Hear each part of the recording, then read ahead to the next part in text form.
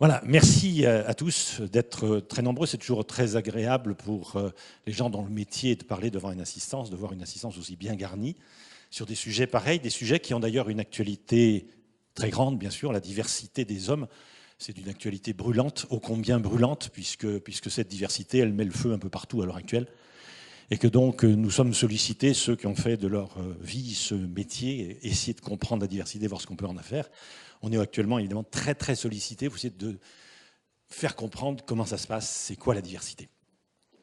Et nous avons un problème très grand sur le sujet qui se vérifie tous les jours, c'est que chacun semble avoir peur de l'autre. Et on est dans une actualité terrifiante sur le sujet, où la peur de l'autre semble grandir tous les jours, partout. Elle grandit chez nous, elle grandit ailleurs. Des peuples qui s'entendaient très bien ne s'entendent plus.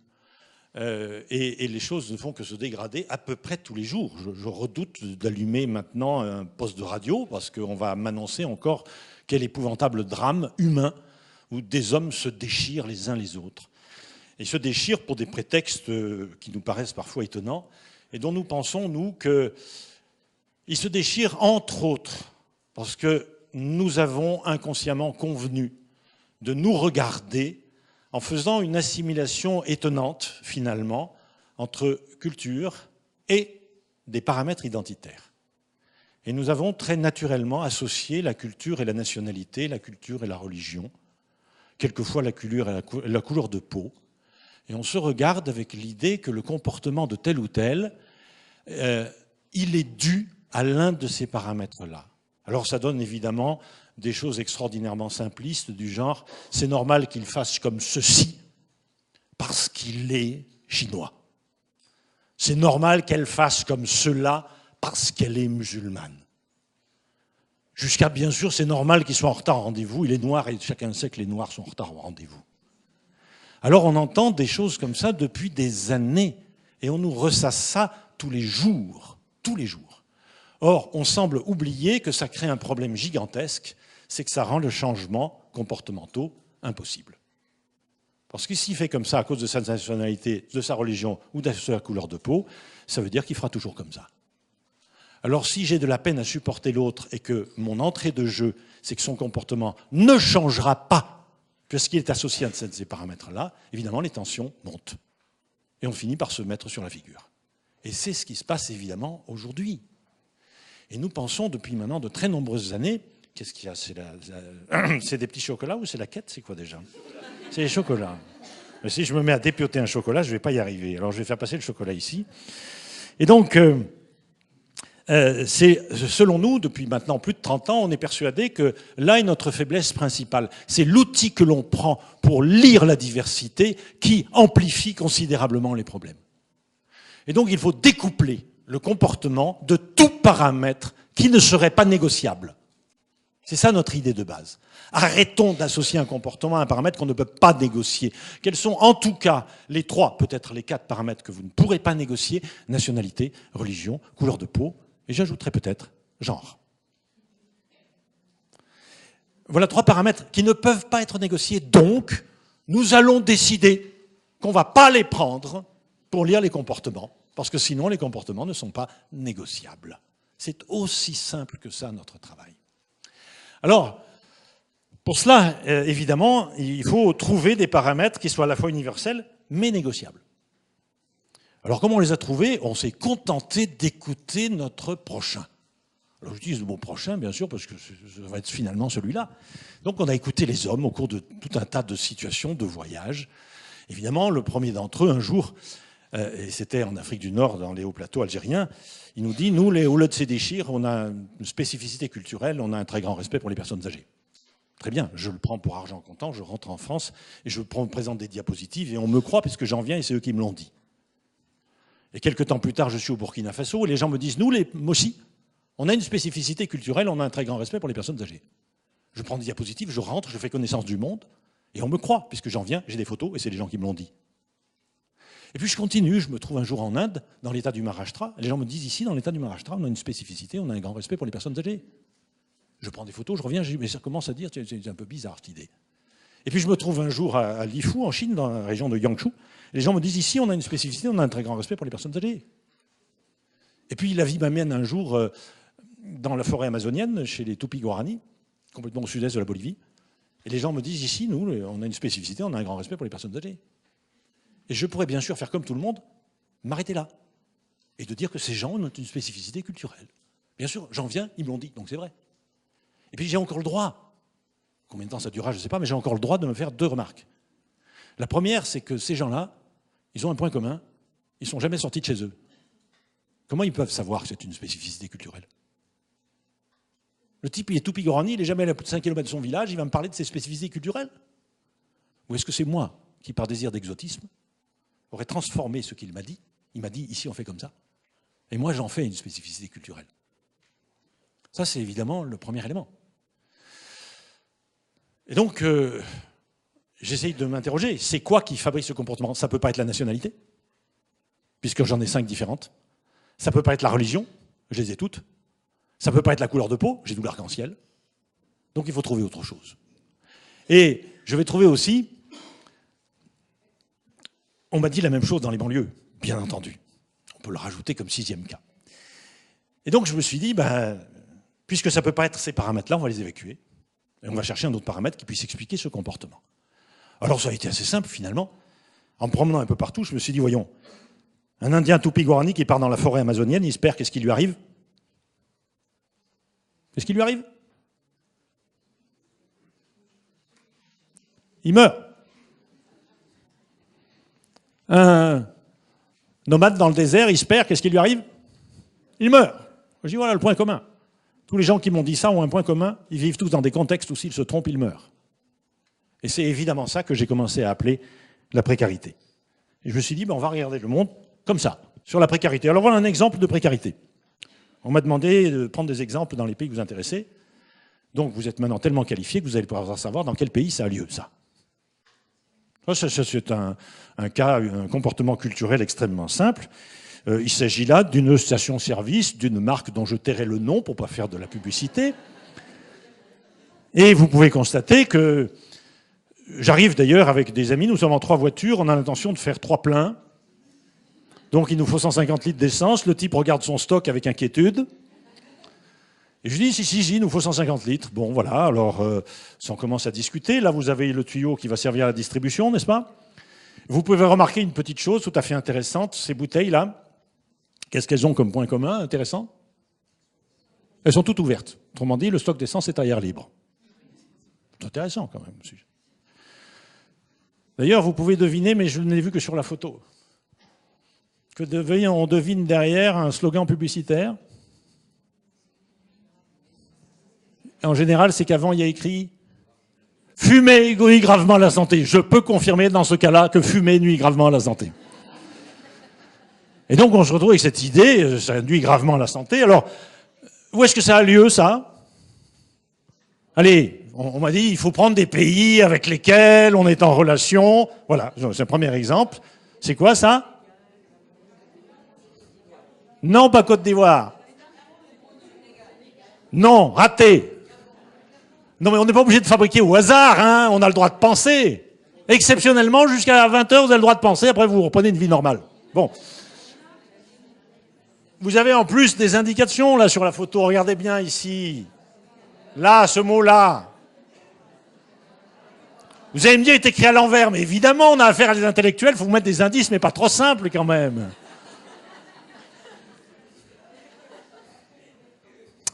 Pas celle de Poitiers. Petite erreur, c'est pas celle de Poitiers, celle-là. Et donc, on va se retrouver ici. Alors, tous ceux qui ont des grands yeux, bien sûr, constatent qu'ici, il y a écrit à l'envers le mot Atakora. Et évidemment, tous les gens qui sont dans la salle savent où est le massif de l'Atakora. Au Bénin, bien sûr, je vous remercie de me l'avoir soufflé.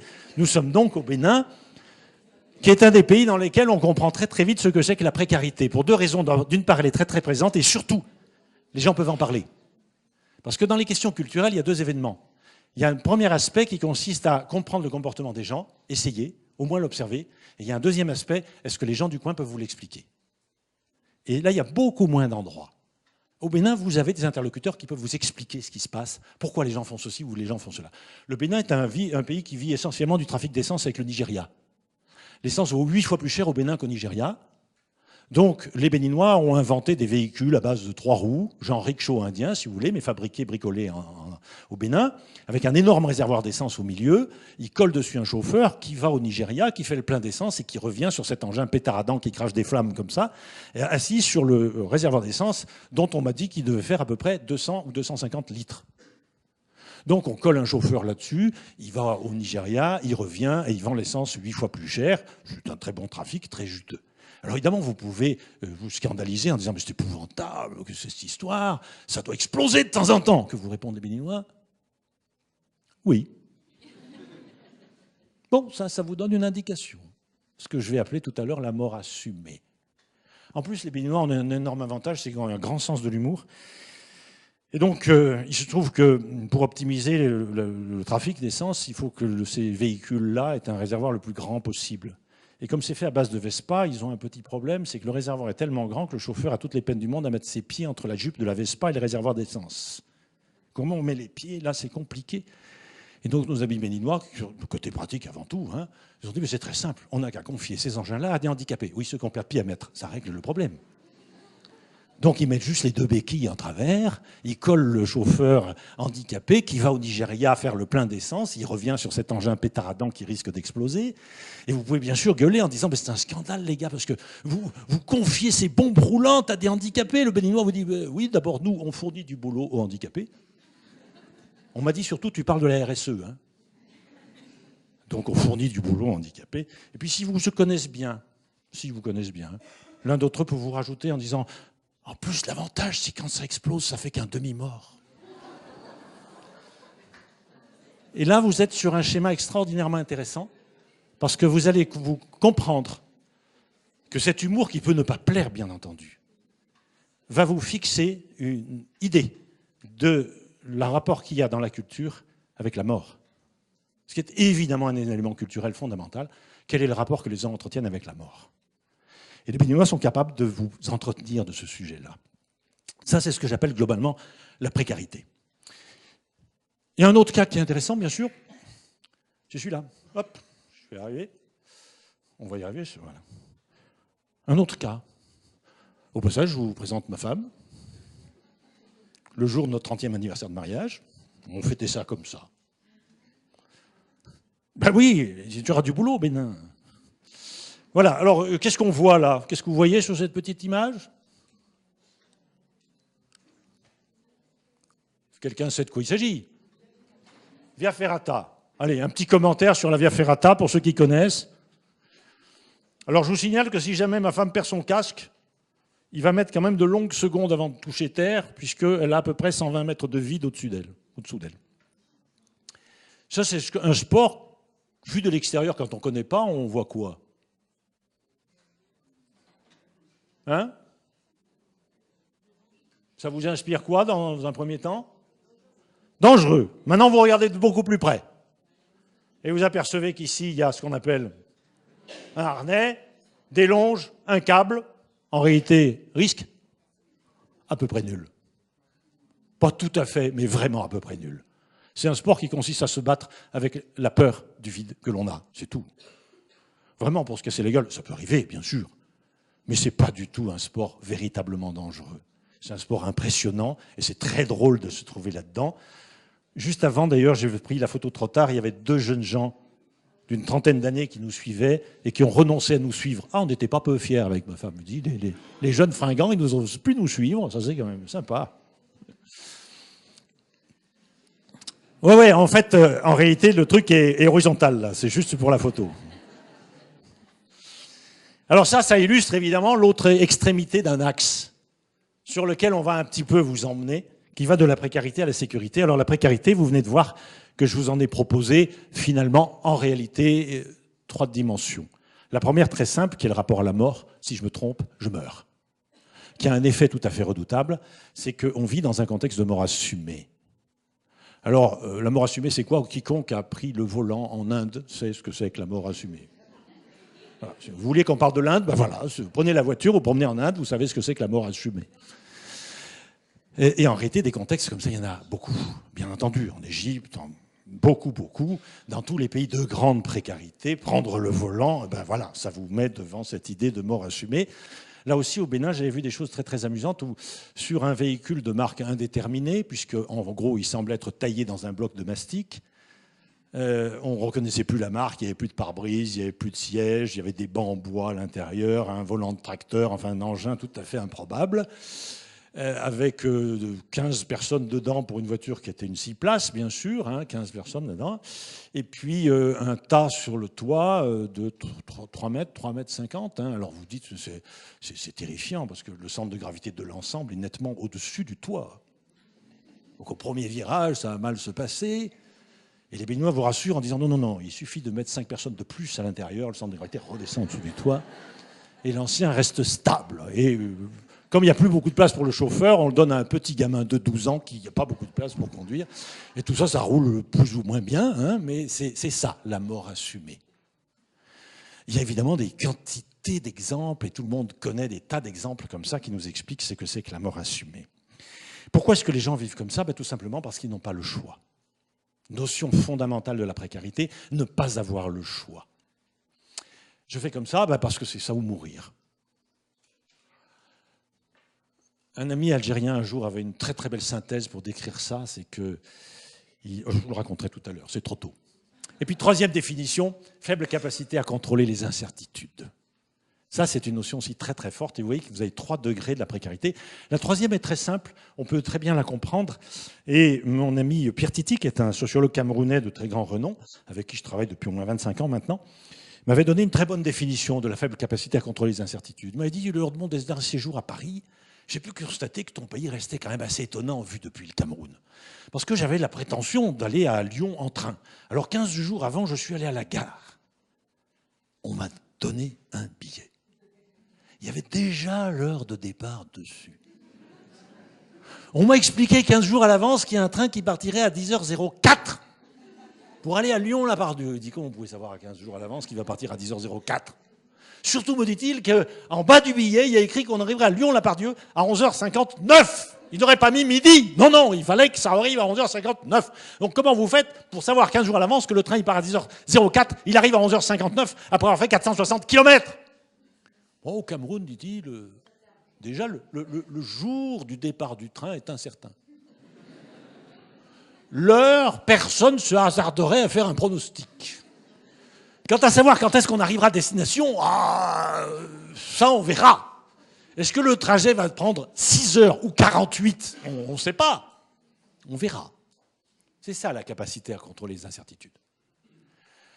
Alors évidemment, dans ce schéma-là, ça nous donne déjà une chose absolument fondamentale. Quand on vit dans ce contexte, qu'est-ce que c'est qu'une initiative ? C'est quoi une initiative dans ce contexte-là ? C'est quoi une initiative dans un endroit où si vous vous trompez, vous mourrez ? Allez.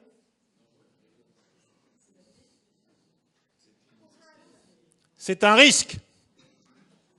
D'ailleurs, dans la langue indienne qui s'appelle l'Aymara, pour dire initiative et pour dire risque, on ne dispose que d'un seul mot. Ce qui veut dire fondamentalement que quelqu'un qui se plaindrait que dans son entreprise, les gens qui sont au bas de la pyramide sociale, c'est-à-dire en gros ici, ne prennent pas d'initiative, s'il s'en plaint, c'est qu'il n'a rien compris à l'humanité. Et ceux qui vont inciter les autres à prendre de l'initiative par le stress n'ont rien compris à l'humanité. Les managements par le stress, c'est la pire des façons de débloquer l'initiative de qui que ce soit. Donc on a fondamentalement une idée qui va s'installer, c'est que si vous voulez pousser un groupe d'hommes à prendre des initiatives, eh bien, il y a une chose dont il faut les éloigner, c'est le sentiment de précarité. Parce qu'il s'agit d'un sentiment, pas d'une réalité objective. Ça ne pose pas de problème en soi, si ce n'est que dans le monde, il y a quelques martiens, des gens très très bizarres, qui vivent dans un contexte de grande sécurité. Alors il faut l'illustrer. Imaginez par exemple un patron de grande banque française. C'est un exemple au hasard. Le type, il dirige une grande banque, il fait 20 milliards d'euros de trous. Qu'est-ce qui lui arrive ? Quelqu'un a une idée de ce qui arrive à un patron de banque qui fait 20 milliards d'euros de trous ? Il a un golden parachute, bien sûr. On va lui filer 10 ou 12 millions d'euros, et éventuellement pour diriger la banque d'à côté. Alors ça peut vous paraître étonnant, moi personnellement je trouve que ce n'est que justice. Parce qu'arriver à faire un tel trou en si peu de temps, il faut quand même disposer d'un savoir-faire que seules quelques grandes écoles dispensent. Donc il est normal de récompenser comme ça le savoir-faire. Ce contexte-là, qui hélas n'est pas théorique, a des effets redoutables, l'erreur n'étant pas synonyme de mort. La mort est occultée, d'ailleurs on ne meurt plus. Nos vieux parents s'en vont. Ils disparaissent.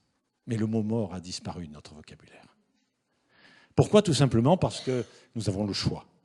On a un choix énorme qui passe par plein de choses. Où est-ce que je vais en vacances? Je suis déjà allé 12 fois dans le Pays Basque, 14 fois en Bretagne, 2 fois aux Maldives, maintenant j'hésite. Et puis le fin du fin, c'est bien sûr la nouvelle technologie de tous les téléphones que vous avez devant vous, qui servent quand même à appeler Denise quand on va pour une fois faire les courses. Denise, tu m'as dit de prendre des yaourts, c'est bien joli, mais il y en a 185 sortes, alors tu en prends lesquels ici là? C'est ça le cercle que je recherche. Et le coltan qu'on va exploiter au fin fond de la RDC dans des conditions d'esclavage nous permettent de demander à notre femme quel yaourt il faut prendre. Comme quoi, ça sert à quelque chose. Donc présence de choix et puis évidemment forte capacité à contrôler les incertitudes. J'ai fait une petite conférence il y a quelque temps avec Francis Rocard, un des patrons du CNES, nous expliquant que quand la mission Philae avait décollé en 2004, on savait que le 13 novembre 2014, à 16h35, le robot Philae se poserait sur la comète. On le savait en 2004. Et il s'est posé 10 ans plus tard, à l'heure dite, au bon endroit, après avoir fait 10 milliards de kilomètres. Ça, c'est le contrôle des incertitudes. Alors nous sommes évidemment dans un contexte à ce moment-là où l'initiative devient une opportunité.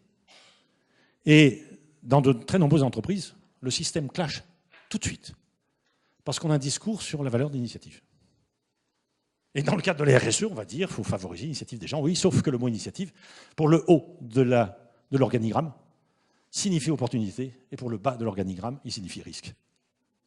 Et le système grippe tout de suite. Mais pourtant, c'est le même mot. Et oui, mais ce n'est pas la même acception, suivant le contexte que vous vivez. Et donc, tout de suite, il va falloir mettre en place des dispositifs pour être capable de comprendre comment l'autre perçoit ce genre de phénomène.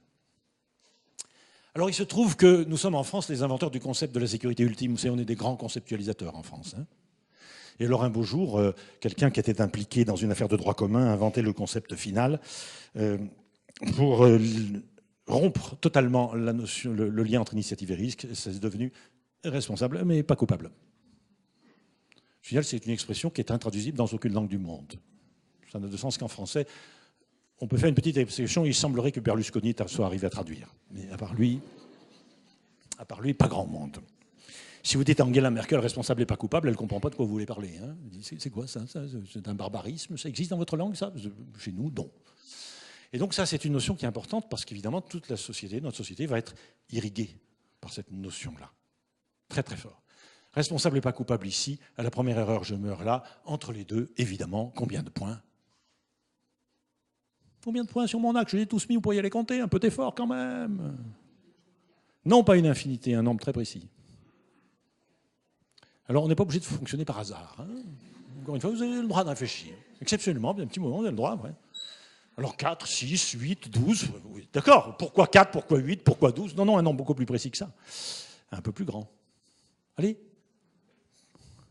Combien de points sur ma droite là-haut?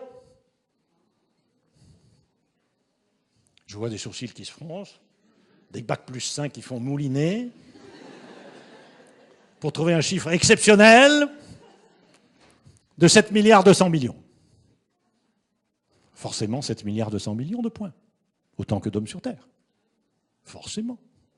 Et tous les outils que je fabrique sont basés sur 7 milliards 200 millions de points. Avec deux extrémités que je connais déjà et que je connais définitivement. À la première erreur, je meurs. Responsable de tout et coupable de rien. Entre les deux, 7 milliards 200 millions de points. Demain, 8 milliards. Après-demain, 9 milliards. Aucune importance. Ça ne change rien à mon croquis. Si j'utilise mon croquis au plan mondial, je mets 7 milliards de points. Si j'utilise mon croquis au plan national, je mets 65 millions de points. Si j'utilise mon croquis pour une PME de 120 personnes, je mets 120 points. Et ce n'est pas moi qui le mets, c'est les gens qui se mettent sur l'axe. Vous vous sentez où par rapport à vos collègues? Laissez faire. Les gens vont se positionner, les uns par rapport aux autres. Et ça n'a aucune importance. Et j'ai jamais vu de contestation, jamais. Si je travaille sur un quartier, il y a 11 000 personnes, je mets les 11 000 personnes là, les uns par rapport aux autres. C'est en fait pas compliqué du tout. Et je regarde comment ils se regardent les uns les autres, comment ils se parlent, où est-ce que ça fractionne. Et que sur cette graphique-là, j'ai 7 milliards de points, je n'ai nullement besoin de rajouter des frontières, des religions, des couleurs de peau qui n'ont aucune importance.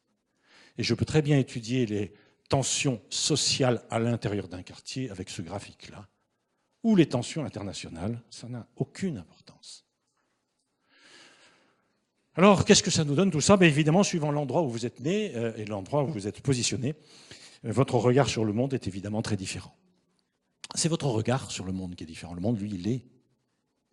Et un jour, je suis appelé en Angola pour des raisons professionnelles. Et j'en profite avec ma femme pour aller faire un peu de tourisme. Le tourisme en Angola, c'est quelque chose qui va avoir beaucoup, beaucoup de succès. On est en train de les perdre, tu crois? J'ai pas eu l'impression, moi. Je vous perds, là? C'est lui qui dort, c'est pour ça.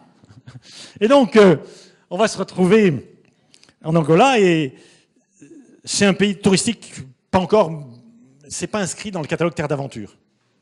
Je ne sais pas pourquoi. Peut-être parce qu'il y a encore 1 million de mines antipersonnelles. Et vous savez, pour qu'une destination rentre dans le catalogue Terre d'Aventure, il faut d'abord enlever les mines. Ce que je trouve idiot, parce qu'une fois que vous avez enlevé les mines, elle est où l'aventure? On n'a plus du tout. Tandis qu'aller dans un endroit où il y a 1 million de mines, là au moins il y a de l'aventure. Donc on y va, on ne saute pas sur les mines. Bon. Et puis on rentre par la compagnie locale, pilotée par des pilotes locaux bien sûr. L'avion se pose très brutalement à Roissy-Charles de Gaulle. Et c'est un coup de frein terrible. On est tous projetés sur le siège avant, etc. Et puis, dans un grand bruit, l'avion s'arrête. Le pilote coupe les réacteurs tout de suite. Silence dans l'avion. Je dis à ma femme, ça c'est un atterrissage original, on en a fait pas mal, mais celui-là il est bien. Hein. Elle regarde par le hublot, elle me dit, Claire, on est dans les champs. L'avion était sorti de la piste. Et on voit tout de suite arriver un camion de pompiers, suivi d'un deuxième, un troisième, des pompiers, des gyrophares, des flics. Les types balancent de la mouche sur le train d'atterrissage parce qu'on avait laissé 200 mètres de gomme sur la piste. Bon. Et alors, dans ce truc-là, au petit matin, avec tous les flics autour, on arrive et ben voilà, c'est une réclame pour Handicap International. J'ai vu que vous faisiez la réclame. J'ai aussi formé tous les volontaires d'handicap pendant des années, donc je connais bien le sujet. Et donc, les pompiers arrivent, tout ça, et balancent de la mouche sur le train d'atterrissage. Et à ce moment-là, la chef de cabine se lève et elle sort son micro de cabine. Et elle nous dit textuellement « Bonjour, nous venons d'atterrir à Roissy-Charles de Gaulle, il est 6h30 en heure locale, la température extérieure est de 13 degrés. Merci d'avoir choisi la compagnie TAG. Nous espérons vous revoir. Prochaine mention nos lignes. Au revoir et à bientôt. » Et autour, vous aviez 100 pompiers avec des lances incendies. Donc je m'adresse à la dame et je lui dis « Mais madame, un petit commentaire peut-être sur la situation ?» Elle me dit « Mais il n'y a pas de mort. » Autrement dit, pour elle, tant qu'il n'y a pas de mort, tout va bien. Alors la situation dure 3 heures, parce qu'il faut 3 heures pour fabriquer une piste artificielle, pour ramener une passerelle, pour nous faire descendre de l'avion. Aucun commentaire pendant 3 heures, rien du tout. Si ce n'est que ma femme prenant des photos par le hublot, la même chef de cabine se dresse près de ma femme et dit « Madame, s'il vous plaît, c'est interdit de prendre des photos. » Ma femme me répond « Madame, c'est interdit de garer les avions sur les pelouses. » Et bien sûr, on continue à prendre des photos. Et au bout de 3 heures, quand même, la porte s'ouvre, on descend, accueilli par une armée de flics, mais c'est normal, on est en France, c'est à ça qu'on repère. Hein, et c'est d'autant plus normal que, vous savez que c'est un avion qui arrivait d'Afrique. Plein de Noirs. Et vous savez que les Noirs ont 2 destinations privilégiées, délinquants ou footballeurs. Or, on ne signalait pas la présence d'un footballeur à bord. D'où, évidemment, les flics en bas de la passerelle. Enfin, j'ai supposé que c'était ça. Et donc, on descend, et le premier d'entre eux se penche vers moi, et très civilement, il me dit « Pardon, monsieur, est-ce que vous désirez porter plainte ?» Et on avait les 2 visions du monde. Pour les Angolais habitués à la guerre civile et aux mines, tant qu'il n'y a pas de mort, tout va bien. Pour l'administration française, il y a le moindre incident, on vous suggère de vous retourner contre quelqu'un pour porter plainte. C'est les 2 extrémités de l'axe. Qui a tort, qui a raison? C'est une question sans intérêt. Si vous voulez comprendre les différences culturelles, commencez par oublier de poser la question qui a tort, qui a raison. Elle n'a aucun intérêt. Elle ne vous sert à rien. Pourquoi l'autre voit-il le monde comme il le voit? Ça, c'est intéressant. Pourquoi? Alors, à partir de ça, bien sûr, on s'amuse à comprendre un grand nombre de mécanismes. Vous voyez, ça, c'est les 5 mots qui résument ce que je viens de dire. Et à partir de ça, on va essayer de comprendre les logiques qui se mettent en place. Mais quand je suis en extrême précarité, les choses sont très simples. Si je me trompe, je meurs. Alors si je ne meurs pas, qu'est-ce que ça veut dire? C'est que je ne me suis pas trompé, très simplement. Alors à force de ne pas me tromper, qu'est-ce qui va m'arriver? Je deviens vieux. Eh oui, à force de ne pas me tromper, je deviens vieux. Donc qu'est-ce que c'est qu'un vieux dans un contexte précaire? C'est un type qui ne s'est jamais trompé, pour une raison très simple. S'il s'était trompé, il serait mort. Tous les peuples de précarité du monde ont un grand respect pour ceux qui ont réussi à ne pas se tromper. Et ils ont une preuve formelle, ils sont encore vivants. Oui, dans les systèmes où on n'a pas le droit à l'erreur, on a forcément un grand respect pour les personnes âgées. Ça n'a rien à voir avec la religion, la nationalité ou la couleur de peau. C'est lié uniquement au contexte. Ce qui nous dessine derrière tout ça, et derrière ce discours sur la diversité, une humanité. Nous sommes tous les mêmes. Qu'est-ce qui nous distingue? L'idée que l'on se fait du contexte dans lequel on vit. C'est tout ce qui nous distingue. Alors à partir de ce moment-là, on va pouvoir regarder le monde avec beaucoup plus de décontraction. Dans un contexte de précarité, si je me trompe, je meurs. Si je ne meurs pas, c'est que je ne me suis pas trompé.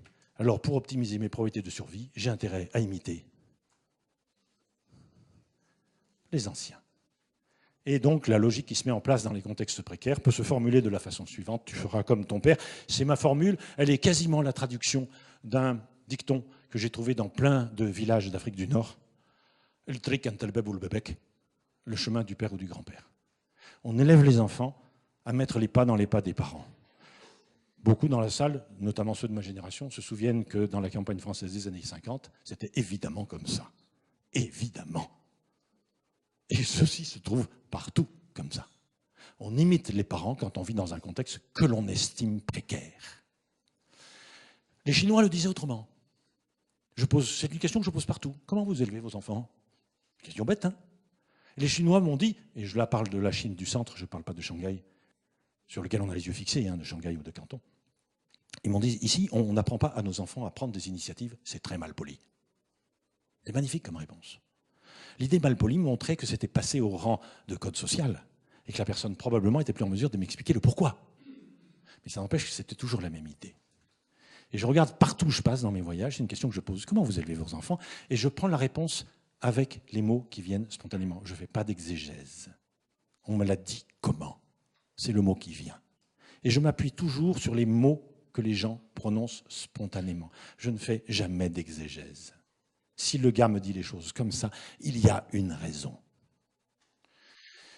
Donc tu feras comme ton père, qui est une notion évidemment très forte. Ça veut dire que dans ces contextes-là, on aura tendance à avoir des pratiques qui reviennent très souvent. Comment est-ce qu'on appelle les pratiques qui reviennent très souvent pendant très longtemps? Tradition, bien entendu. Alors je vous propose une définition de la tradition. C'est l'ensemble des dispositions qu'un groupe en milieu hostile prend pour éviter qu'une erreur individuelle ne mette en péril la survie du groupe. Ne faites pas la confusion entre tradition et folklore. Il peut y avoir des dimensions folkloriques dans la tradition, ça c'est vrai.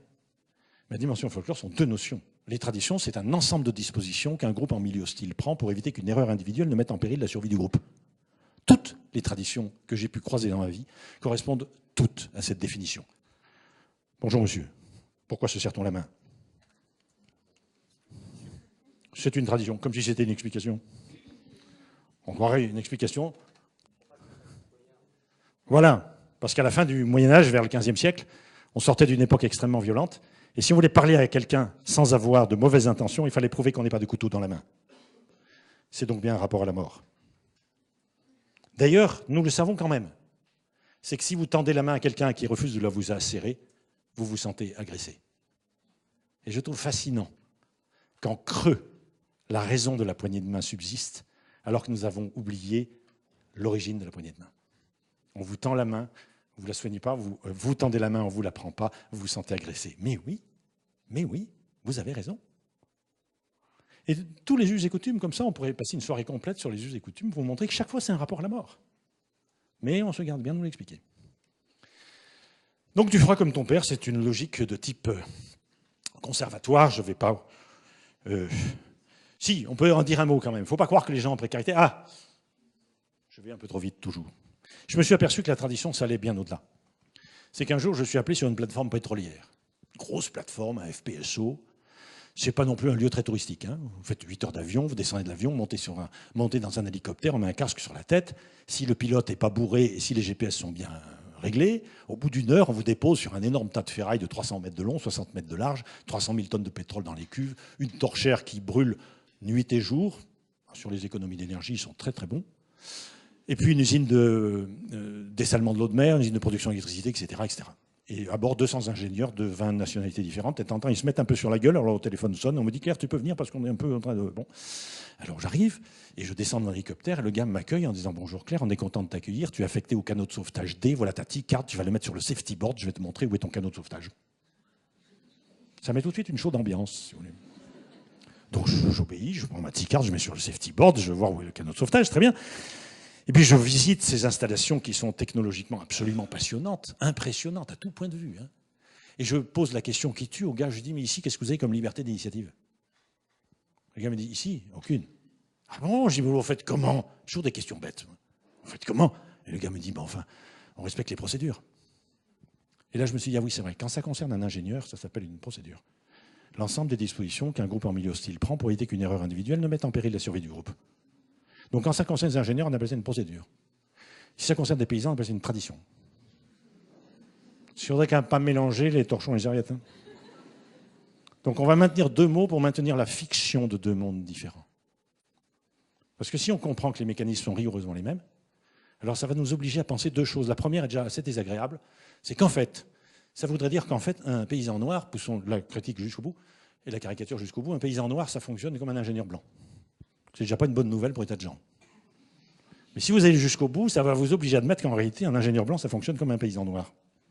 Alors, c'est tellement désagréable qu'il vaut beaucoup mieux garder deux mots. Alors, on va garder le mot procédure pour les ingénieurs et on va mettre le mot tradition pour les paysans. Voilà. Chacun dans son coin, c'est mieux. Et on introduit des divisions qui n'existent absolument pas. Et vous voyez bien que c'est l'outil que l'on prend qui va fabriquer des divisions ou qui va au contraire les faire disparaître. Moi, je m'acharne depuis 30 ans à faire disparaître toutes ces divisions que nous avons construites par des présupposés complètement farfelus. Et ensuite, on va se débrouiller pour, évidemment, voir dans le monde ce qui justifie notre présupposé. C'est dans ce sens-là que ça marche. Donc on va se retrouver avec ce mécanisme-là, et vous voyez que si on accepte de prendre cet outil de lecture, et c'est bien un outil de lecture et rien d'autre, eh bien la tradition et la procédure, ça s'avère en réalité des éléments extraordinairement identiques. Alors ça donne une logique qui va nous permettre de faire un petit mot, n'oublions pas qu'on est en RSE, n'est-ce pas, sur le management du changement. Parce qu'évidemment, cet inconvénient, ça nous laisse croire que les gens qui sont en précarité, ils ne veulent pas changer. Vous savez, les pauvres, d'ailleurs, c'est des gens tout à fait dramatiques. Il ne vaut mieux pas t'en occuper parce qu'ils sont épouvantables. En réalité, l'un d'entre eux, un jour, m'a dit, et c'était toujours en Afrique du Nord, parce que c'est là que j'ai appris la base de beaucoup de choses, on m'a mis en alerte sur plein de choses que j'ai pu vérifier plus tard, ailleurs. On m'a dit un jour, écoute, on entend bien tout ce que tu nous dis, mais nous, on aimerait bien faire mieux, mais à condition de continuer à faire pareil. Alors, dans un premier temps, bien sûr, je me suis demandé ce qu'ils essayaient de me faire boire. On dit, c'est quoi cette affaire-là? On aimerait bien faire mieux, mais en condition de continuer à faire pareil. Avant que je me rende compte que c'est une expression géniale. Parce qu'elle veut dire deux choses que vous pourrez utiliser toute votre vie. La première, c'est qu'on aimerait bien faire mieux, veut dire que les gens en précarité ne sont pas du tout opposés au changement. Mais à une condition. C'est que ce changement ne remette pas en cause la survie. Autrement dit, tu peux nous aider à faire mieux, c'est vachement bien, mais à condition de respecter les pratiques de ceux qui ont survécu. Pour une raison très simple, tous les gens qui ont fait différemment, ils sont tous morts. Et là, vous avez, se dessinant, le chemin de l'innovation dans un milieu précaire. Que maintenant je sois dans une cité très difficile, la banlieue parisienne, au fin fond d'un village burkinabé, pour moi c'est la même chose.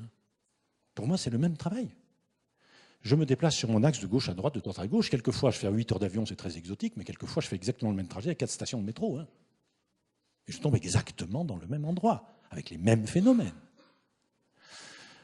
Donc cette logique est en réalité une logique conservatoire. Alors comment on introduit le changement dans cette logique qui n'est pas conservatrice, mais conservatoire? Et là, nous avons la chance de pouvoir échanger en français, qui est une des très rares langues du monde qui a cette nuance. Logique conservatrice, je ne veux pas changer. Logique conservatoire, d'accord, pour changer, à condition de ne prendre aucun risque. C'est tout à fait fondamental. Comment est-ce qu'on introduit le changement là-dedans? Il suffit d'aller assez vite. Imaginons par exemple que Madame ici présente est en train d'escalader une falaise, accrocher une corde. Elle fait ça tous les dimanches. Elle m'a dit avant de commencer, son grand sport, c'est d'escalader une falaise, accrocher une corde. Bon. Et à ce moment-là, Vous êtes à 50 mètres de haut, accroché à votre ficelle, n'est-ce pas? Et 50 mètres dessous, accroché à la ficelle, comment vous vous sentez? Mal. Bon, vous vous sentez mal, et quelqu'un qui a fait de grandes études et tout, hein, quelqu'un de rien, et il vous dit, mais quand même, c'est complètement idiot de faire comme ça, il y a un escalier de 10 mètres à gauche. Suggestion d'amélioration. Hein. Donc, lâche donc la corde, puis attrape l'escalier qui est à 10 mètres. Vous allez obéir? Peu de chance. Hein.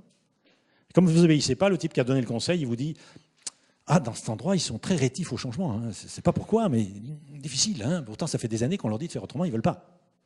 Oui, ils ne veulent pas parce que tout simplement, elle sait très bien que si elle commence par lâcher la corde avant notre l'escalier, elle risque de ressembler à un vieux flanc en bas de la falaise dans un délai record. Donc, ne serait-ce que pour des raisons esthétiques, elle va éviter.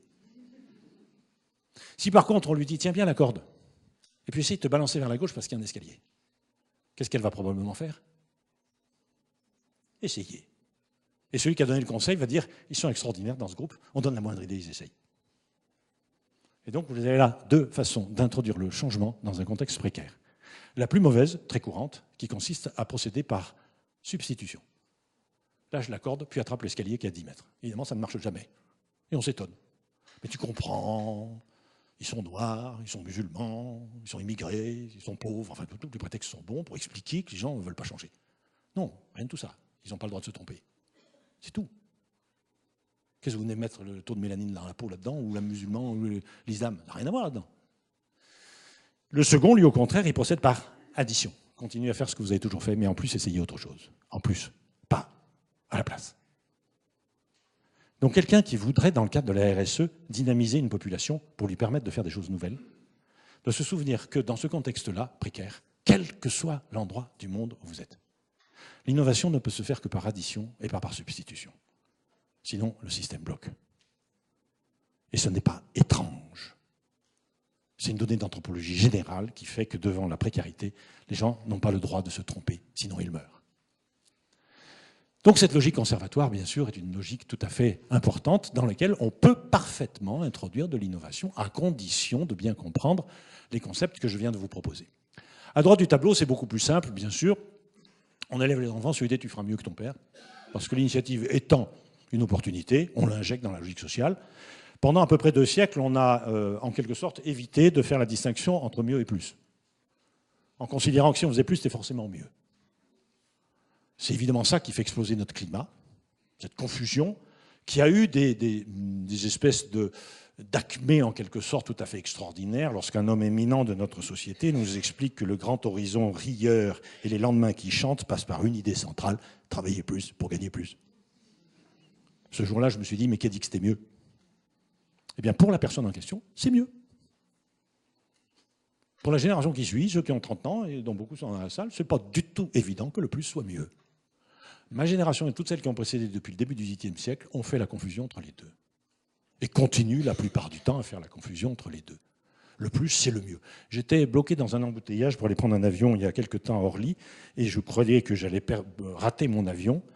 Et complètement bloqué dans un embouteillage inextricable, j'entendais à la radio un économiste français se réjouissant d'une très bonne nouvelle. Les ventes de bagnoles ont progressé. Et nous étions coincés au milieu d'un embouteillage inextricable. Vous trouvez que c'est une bonne nouvelle? Je ne vois pas très bien l'intérêt. Comme disait un jour un patron d'entreprise, sans les retards du personnel dus aux encombrements de la circulation, nous pourrions produire 5000 voitures de plus par jour. Qui est quelque part le cœur de notre système économique. Et le pire, c'est que ça passe très bien. C'est-à-dire qu'on continue à nous expliquer ça. Donc voilà, cette logique évolutive ici est évidemment que la plupart des hommes de ce monde sont compris dans un intervalle entre ces deux-là, ces deux notions, avec des conséquences évidemment extrêmement lourdes sur les objectifs. Quand vous êtes dans un schéma de précarité, d'après vous, quel est l'objectif ? Survivre. Et la survie est une caractéristique fondamentale. Est-ce qu'on peut survivre un peu? C'est oui ou non. Autrement dit, c'est binaire. Ce qui veut dire que c'est tout ou rien. Ça a des tas de conséquences. D'abord, ça veut dire que les paramètres quantifiables deviennent secondaires. Alors, faire cracher un chiffre à un directeur d'entreprise installé dans un milieu de précarité, vous pouvez toujours y aller. Mais faire cracher un chiffre pour quoi que ce soit, J'étais au Gabon il y a quelques semaines, et je pose des questions très basiques. Pour moi, c'est toujours les mêmes, mais ça me permet de mesurer où sont mes interlocuteurs. On vient me chercher à l'aéroport, on va vers la ville, c'est une petite ville de province au Gabon, Franceville, et je pose une question bête, il y a combien de kilomètres entre l'aéroport et la ville? Le type dit, faudrait mesurer. Et après je lui dis, mais à Franceville, il y a combien d'habitants? Faudrait compter. Et dès que vous posez une question sur les chiffres, aucune importance. Aucune importance. Ça peut paraître bizarre, il faut savoir qu'il y a un ressort humain très profond là-dedans.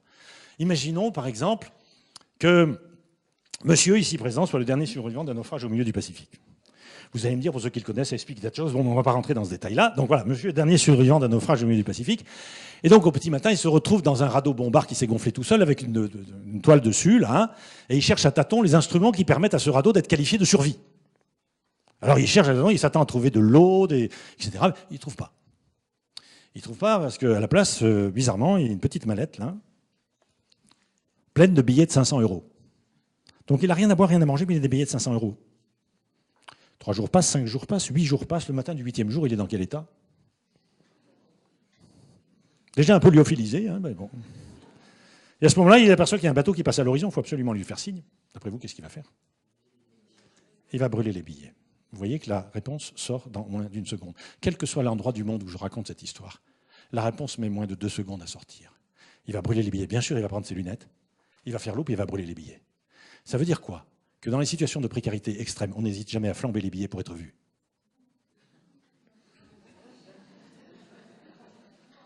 Maintenant, vous regardez les hommes à la surface du globe, et plus vous avez à la gauche du tableau, plus ils flambent les billets pour les venus.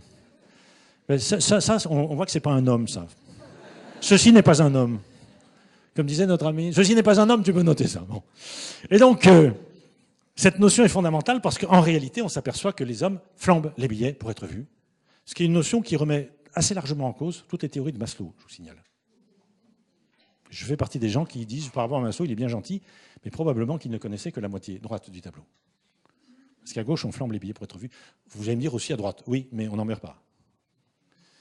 Donc c'est une notion qui est évidemment tout à fait essentielle, flamber les billets pour être vu. Il y a des quantités d'exemples qui nous montrent ça, mais les travailleurs sociaux savent très bien que c'est l'un des problèmes des familles en grande difficulté, qui flambent les billets pour être vus. Et elles n'ont plus d'argent pour payer le téléphone fixe, qui n'est pas un marqueur social, mais elles vont trouver de l'argent pour acheter le téléphone portable dernier cri pour le gamin de 12 ans, qui va lui coûter des fortunes, flamber les billets pour être vu. C'est la grosse télévision, c'est la grosse bagnole, etc., etc. Et vous pouvez transposer ça au niveau des États, ça marche pareil. Même mécanisme. Ça donne des choses qui sont parfois intéressantes, comme le Congo, par exemple, qui, sur le sujet, nous a manifesté une expression tout à fait précise, qu'on le retrouve au Gabon, on le retrouve maintenant au Bénin, on le trouve au Cameroun, etc. C'est ce qu'on appelle la SAP. Quelqu'un connaît un petit peu l'étymologie du mot SAP? S-A-P-E, qui est tombé en français courant, hein, je suis bien sapé. Mais on oublie que c'est un acronyme d'une expression congolaise qui veut dire la Société des ambianceurs et des personnes élégantes. S-A-P-E. Qui consiste à trouver les plus beaux costards, les plus flashy, heureusement tombés du camion, n'est-ce pas? Mais chacun d'entre eux représente 4 mois de salaire, on les met, et puis dans la soirée, on en met 3 ou 4, ça veut dire qu'en gros, dans la soirée, on va mettre 1 an de salaire sur le dos. Et à la fin de la soirée, pour manifester que tout ça, c'est quand même assez dérisoire, on va brûler les billets, on va brûler les costumes.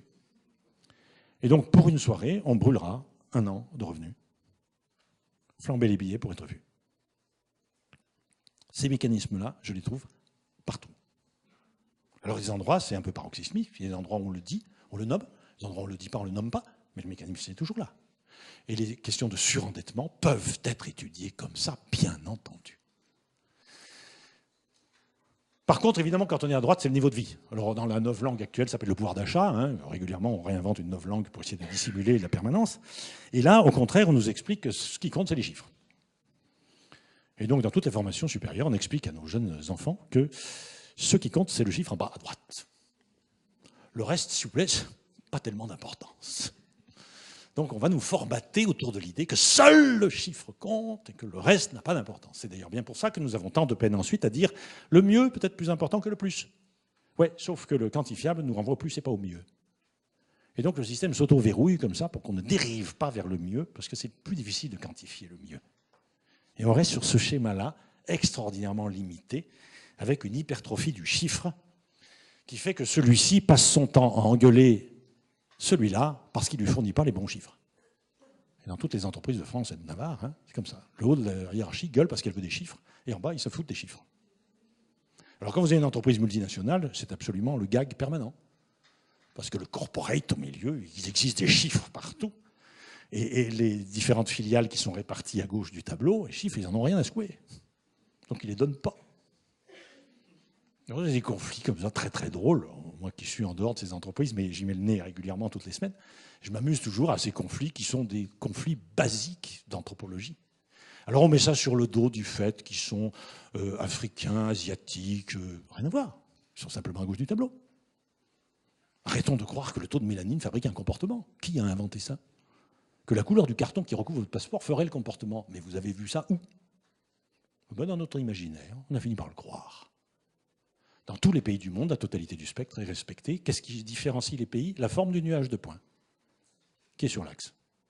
Les pays que nous appelons industriels sont ceux qui ont la majorité de la population plutôt à droite du tableau, et une minorité à gauche. Et ceux que nous avons longtemps appelés les pays sous-développés, c'est quoi? C'est des pays qui ont la majorité de la population à gauche et une minorité à droite. Et le ventre se déplace. Chez nous, actuellement, le ventre repart vers la précarité. Dans les pays émergents, le ventre va vers la sécurité. On est en train de se croiser, coup de peau. Ça va s'appeler la convergence des peuples. Ce n'est pas du tout une crise. C'est enfin la convergence des peuples. Mais évidemment, pour que les uns s'enrichissent, il faut probablement qu'il y en ait d'autres qui s'appauvrissent. Comme longtemps, c'était nous qui nous enrichissions au détriment des autres. On nous expliquait que ça n'avait rien à voir. Hein. La richesse, ça se crée à partir de rien, etc. etc. Il n'y a aucun rapport entre la richesse des uns et la pauvreté des autres. Moi, je disais déjà à l'époque, vous allez voir, quand les autres vont se développer, vous allez voir, sinon on ne va pas s'appauvrir. C'est amusant, non? Alors on le masque à coups de dette. Hein. Non, non, on ne s'appauvrit pas, on s'endette. Ah bon, c'est pas la même chose? Non, non. Ah bon? Curieux. Maintenant, comment est-ce qu'un groupe peut survivre à long terme? Quelle est la seule et unique façon pour un groupe de survivre à long terme? Un roulement de tambour. Quelle est la seule et unique façon pour un groupe de survivre à long terme? Je vous tends le micro, c'est celui-là le micro. Je pensais à se reproduire, moi. C'est bien. Et vous voyez, ce qui est extraordinaire, c'est que ça nous fait rire. Or, c'est évidemment la bonne réponse. Mais quelle idée farfelue, que pour survivre, il faille se reproduire. C'est vraiment une idée complètement stupide. Vous croyez que vous pouvez survivre longtemps si vous ne reproduisez pas? Je suis simplement en train de vous expliquer pourquoi plus le sentiment de précarité est fort et plus les taux de natalité sont élevés. Et les anthropologues savent ça depuis très longtemps. Si je veux augmenter la mise à fruit d'un arbre, je le taille pour mettre la partie aérienne en déséquilibre par rapport à la partie souterraine. Ce stress va augmenter la production de l'hormone de la floraison et de la fructification. Quand une espèce végétale est menacée de disparition, elle augmente sa descendance. Alors, depuis maintenant, nous savons que quand une espèce biologique est menacée de disparition, elle augmente sa descendance. Et le scoop de la soirée, c'est que nous appartenons au monde biologique. C'est quand même une bonne nouvelle, non? On appartient au monde biologique. Donc, quand on est menacé de disparition, on augmente notre descendance. Et regardez l'histoire démographique, c'est extrêmement drôle. Ouais, 5 minutes, c'est un peu court, hein. Le dessin est probablement fait par un éjaculateur précoce, donc on ne va pas en parler trop longtemps, sinon il va... voilà. Et donc on va, à partir de ce moment-là, bien sûr, essayer de bien comprendre qu'est-ce qui se passe et les implications de tout ça. Et on va voir que pour la gestion d'une entreprise, évidemment, les implications sont très très fortes. On en était à l'idée que pour survivre, il faut se reproduire. On va pouvoir faire des dessins, mais je compte sur toi pour en faire d'autres. Hein. Maintenant, pour se reproduire, de quoi a-t-on besoin? Ça, c'est la vraie question quand même. Hein. 19h15, pour se reproduire, de quoi a-t-on besoin? Quelqu'un a une idée sur le sujet? Qui a une idée sur de quoi on a besoin pour se reproduire? Notez le silence qui suit cette question. C'est quand même fantastique. On est maintenant dans un monde de cette question de quoi a-t-on besoin pour se reproduire? Personne ne sait répondre. Ça vous montre simplement que vous n'êtes pas à gauche du tableau, hein, parce qu'à gauche, ils savent très bien, eux. Alors, comment on se reproduit? Ah, il y a une personne qui est au courant dans la salle. Les autres, prenez des notes. Ça peut vous être utile. Qui est-ce qui a sorti cette vérité? Magnifique. Donc on a besoin d'un homme et d'une femme, sauf que pour des raisons mystérieuses, on n'a quasiment pas d'exemple où on est manqué d'hommes pour assurer la reproduction. Parce qu'il semblerait bien qu'en matière de reproduction, nous les hommes, on est comme une tendance au dévouement. Si. Et quand bien même il y aurait beaucoup de femmes et peu d'hommes présents, en règle générale, les rares hommes présents sont prêts à payer de leur personne, matin, le soir, et à midi, pourvu qu'on leur demande gentiment. Mais il faut nous demander gentiment. Parce que c'est un sujet sur lequel on est très à cheval sur les formes. Et donc, on va se retrouver... Elle a compris. Et donc, on va se retrouver avec une notion tout à fait basique. Bien sûr, on a besoin d'un homme et d'une femme, mais le nombre d'hommes n'a aucune importance. Seul le nombre de femmes détermine la capacité d'un groupe à se reproduire. Les hommes, quantité négligeable. Et de toute façon, ils sont toujours d'accord, à croire qu'ils ont été câblés pour ça. Et ouais, je crois qu'on a été câblés pour ça. Alors les effets sont redoutables, bien sûr. C'est que cette différence-là, entre le rôle des hommes et des femmes dans la survie du groupe, va être introduite dans les statuts de genre. Et plus vous allez à gauche du tableau, plus les hommes et les femmes ont des statuts divergents. Notion fondamentale qui n'a strictement rien à voir avec les questions religieuses. Le sentiment de précarité fait diverger les statuts hommes-femmes. Et ouais. Et c'est vrai tant qu'on est obsédé par sa propre production. Quand je dis l'obsession, c'est une obsession collective, inconsciente. Notre groupe est menacé de disparition, il faut qu'on survive. Et ce mécanisme-là est un mécanisme d'une puissance extraordinaire qui dépasse de très loin la volonté des individus. À droite du tableau, l'objectif étant le niveau de vie, évidemment, on va changer complètement de schéma. Et on va se trouver qu'une idée assez simple. Pour obtenir le niveau de vie, y a-t-il un rôle spécifiquement féminin? Non. Alors plus vous allez à droite du tableau, plus les statuts hommes-femmes convergent. Ouais. Quand un groupe social va vers la droite du tableau, les statuts hommes-femmes convergent. Quand un groupe va vers la gauche du tableau, les statuts hommes-femmes divergent. Je cherche désespérément un contre-exemple. Je n'en trouve pas. En n'oubliant pas que j'ai mis précarité et sécurité et non pas richesse et pauvreté. Des gens peuvent être riches et avoir un sentiment de précarité très fort. Bien sûr, imaginez un pays peuplé à 80% de migrants. Les nationaux ne représenteraient que 20%. Ils en sentiraient un sentiment de précarité démographique tel que tous les pétrodollars ne les empêcheraient pas d'être attachés aux traditions. Bien sûr. Si jamais les migrants s'en vont du Qatar, qu'est-ce qui reste que du Qatar? Rien. Toute la péninsule arabique fonctionne comme ça. On peut être très riche en pétrodollars et complètement à gauche du tableau. J'ai pas mis pauvreté là-haut. Donc il est tout à fait important d'avoir une idée. Et vous vous souvenez que précarité, je vous ai donné 3 définitions, le rapport à la mort, le rapport au choix et la capacité à contrôler les incertitudes. Il n'y a pas de richesse là-dedans. Alors quelquefois, la pauvreté participe de ce sentiment de précarité, bien entendu, mais ça n'est pas du tout une obligation. Je connais des gens très pauvres qui ont un sentiment de sécurité très fort. Bien entendu. Donc je ne sais pas en réalité quel est le sentiment de précarité des gens avant d'avoir travaillé avec eux. Et quel que soit l'endroit du monde où je me rends, je commence d'abord par mesurer le sentiment de précarité des gens. Je n'en ai aucune idée préconçue. Et je ne me fie pas aux bagnoles dans lesquelles ils roulent et aux dollars qu'ils ont dans leur portefeuille. Aucune importance. Et c'est les gens qui vont me dire quel sera leur degré de précarité. Je vais très rapidement le savoir. Alors, qu'est-ce que ça fabrique tout ça? En France, on a voté tout un tas de lois sur la parité homme-femme. Très bien, parfait. Je m'empresse de dire que si on m'avait demandé mon avis, j'aurais voté les lois sur la parité homme-femme. J'aurais simplement rajouté un petit alinéa. Tant que je suis à droite du tableau. Le petit détail. Je suis d'accord pour tout ça, mais tant qu'on est à droite du tableau. Parce que si 6 mois après avoir voté la loi sur la parité, je me retrouve sur le bateau en train de couler avec d'autres amis. Là, hein. Gloub, gloub, en fait, on était ensemble ce jour-là. Le bateau est en train de couler, gloub, gloub. Alors nous nous dirigeons tous les deux vers les chaloupes de sauvetage. Et il est probable qu'à ce moment-là, il y a un cri qui sort. Les femmes et les enfants d'abord. Et si à ce moment-là je dis « Ah non, avec les nouvelles lois sur la parité, dorénavant sur les chaloupes de sauvetage, vous allez mettre un homme, une femme comme sur une liste électorale ». Remarquez bien ce qui vient de se passer dans la salle.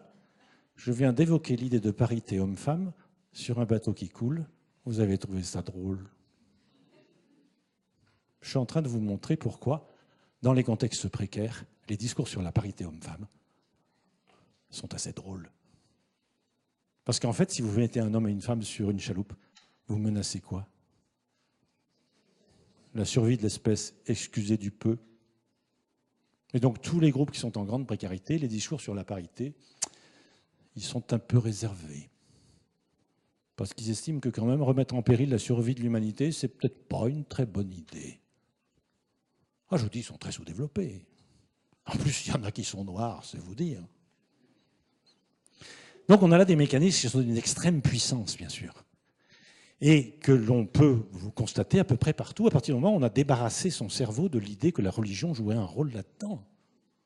Non, les religions qui sont nées à gauche du tableau vont reprendre cette pratique à leur compte. Nous sommes d'accord, mais elles la reprennent à leur compte. Avec quoi comme mécanisme? C'est très simple. À gauche du tableau, on a conçu une idée fondamentale. La première, liée à ce mécanisme-là et à la survie, on a décidé de n'envoyer que les hommes se faire tuer à la guerre. Officiellement, c'est pour quelle raison qu'on envoie les hommes se faire tuer à la guerre?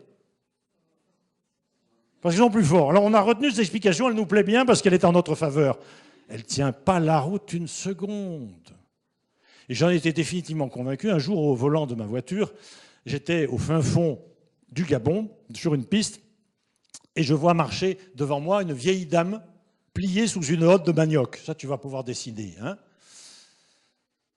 Et donc, elle est pliée sous sa hotte de manioc, et le manioc, pour ceux qui ne savent pas, c'est dans des hottes qui ont 50 cm de diamètre et 70 cm de haut. Le manioc a la densité de la pomme de terre. Et je la vois marcher avec sa hotte sur le dos. Alors je me souviens quand même que j'étais bien élevé, ancien enfant de cœur, ancien louveteau, dégagé sur les oreilles, propre sur lui, tout bien. Normal, blanc, tout. Donc je m'arrête, et je viens voir la bonne dame, et je lui dis « Amboloni, on aime voré » dans la langue du coin, le fang, je lui dis « Donnez-moi votre hotte, je la mets dans le pick-up, je vous emmène au village, hein, que ma vieille maman puisse être quand même raisonnablement fière d'un de ses nombreux fistons qui sont répartis partout sur la planète dans des coins impossibles. On est 7 frères. » Et la dame se tourne vers moi avec un sourire moqueur par-dessus son épaule. Alors moi, un sourire moqueur dont je bombe le torse, n'est-ce pas? Je vous en prie, donnez-moi ça. Alors elle décroche les 2 bretelles, là, c'était pas du lafuma, hein, c'était des trucs bons. Et je chope la hotte et je tombe assis par terre avec la main écrasée sous la hotte de manioc dont j'estime le poids à 50 kilos. Bon. Donc elle me porte sur son épaule, elle me regardait en se foutant de ma gueule. Bien sûr, moi j'étais écrasé par terre, le truc. J'avais l'air une fois de plus très très con, mais ça j'ai l'habitude. Et ensuite je me suis relevé en feignant de m'être pas pété le dos. Et les fois suivantes, si jamais ça vous arrive, hein, j'ai développé très rapidement une autre stratégie. Quand j'avais ce genre de situation, je descendais de la voiture, j'ouvrais la ridelle à l'arrière et je disais à la dame, si vous voulez bien votre hotte dans le pick-up, je peux vous emmener au village. Bon. On a le droit de faire une erreur une fois, pas 2, sinon après ça devient vraiment de la bêtise, quoi. Sauf que ce jour-là, qu'est-ce qui s'est effondré dans mon esprit? L'idée que la répartition des tâches se ferait en fonction de la masse musculaire. Ça ne tient pas la route une seconde. Dans la moitié des pays du monde, c'est les femmes qui font les travaux de force. Alors si les femmes font les travaux de force, ce n'est pas pour des raisons musculaires qu'on nous envoie à la guerre. On envoie les hommes à la guerre parce que notre nombre n'a pas d'importance. D'ailleurs, si vous voyez bien le schéma, vous envoyez 100 hommes à la guerre. Bon, il y en a 99 qui se font transformer en steak haché pour alimenter les McDo. Bon, c'est bien. Pour ça que je ne vais pas au McDo, moi. Bon. Et alors, il en reste un qui rentre vivant et entier. Eh bien, celui-là, devant l'ampleur de la tâche de remplacement qu'il s'agit d'opérer, va trouver que la guerre n'a pas que des inconvénients, à condition de rentrer vivant et entier.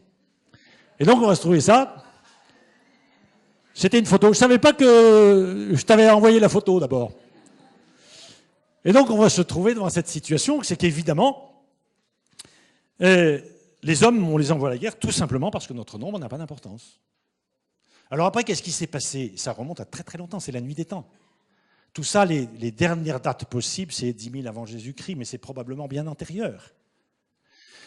Un jour, les hommes ont dû se tourner vers leurs femmes en disant « Écoutez, madame, puisque c'est nous qui allons nous faire tuer à la guerre, si vous n'y voyez pas d'inconvénient, dorénavant, c'est nous qui décidons où et quand on va se faire tuer à la guerre. » L'histoire montre que la réponse des femmes a été, contrainte ou forcée, si ça vous amuse. Or, ce jour-là, qu'est-ce qu'on a donné aux hommes? Le pouvoir. N'oubliez jamais l'origine du pouvoir. l'art de décider où et quand on envoie uniquement les hommes se faire tuer à la guerre. C'est ça à l'origine du pouvoir. Donc ça devient une affaire masculine. L'immense majorité des sociétés des hommes sont patriarcales pour cette raison. Quand on me dit non, c'est patriarcal parce que les hommes veulent dominer les femmes, je dis mais qu'est-ce que vous savez du désir des hommes il y a 100 000 ans de dominer les femmes?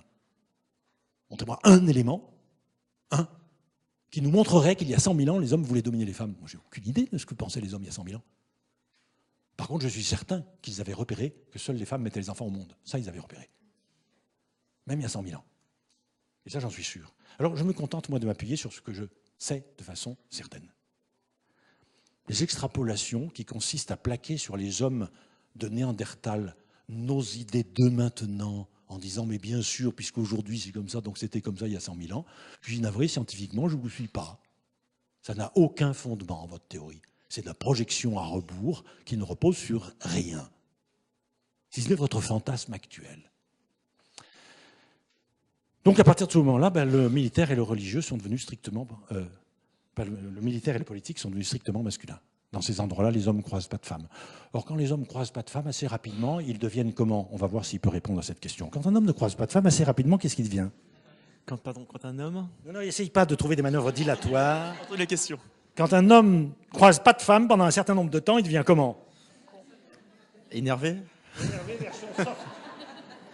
Après ça, tendu. Oh. Agressif, voilà, oui. Ça vous emmerde, mesdames, mais nous aussi, mais c'est comme ça quand même, on n'y peut rien. Donc effectivement, on devient agressif. Et comment on devient agressif? Nous regardons nos propres femmes, épouses ou filles, à travers notre agressivité, et nous en déduisons que nos femmes sont en danger du fait de l'agressivité des hommes. Alors, on va les protéger en les écartant des endroits où on risque de croiser des hommes. Alors en faisant cela, on va augmenter la surface de l'aire sociologique exclusivement masculine. Donc la frustration des hommes augmentera, dont il faudra surprotéger nos femmes en les écartant un peu plus. Vous laissez faire ça pendant 500 000 ans.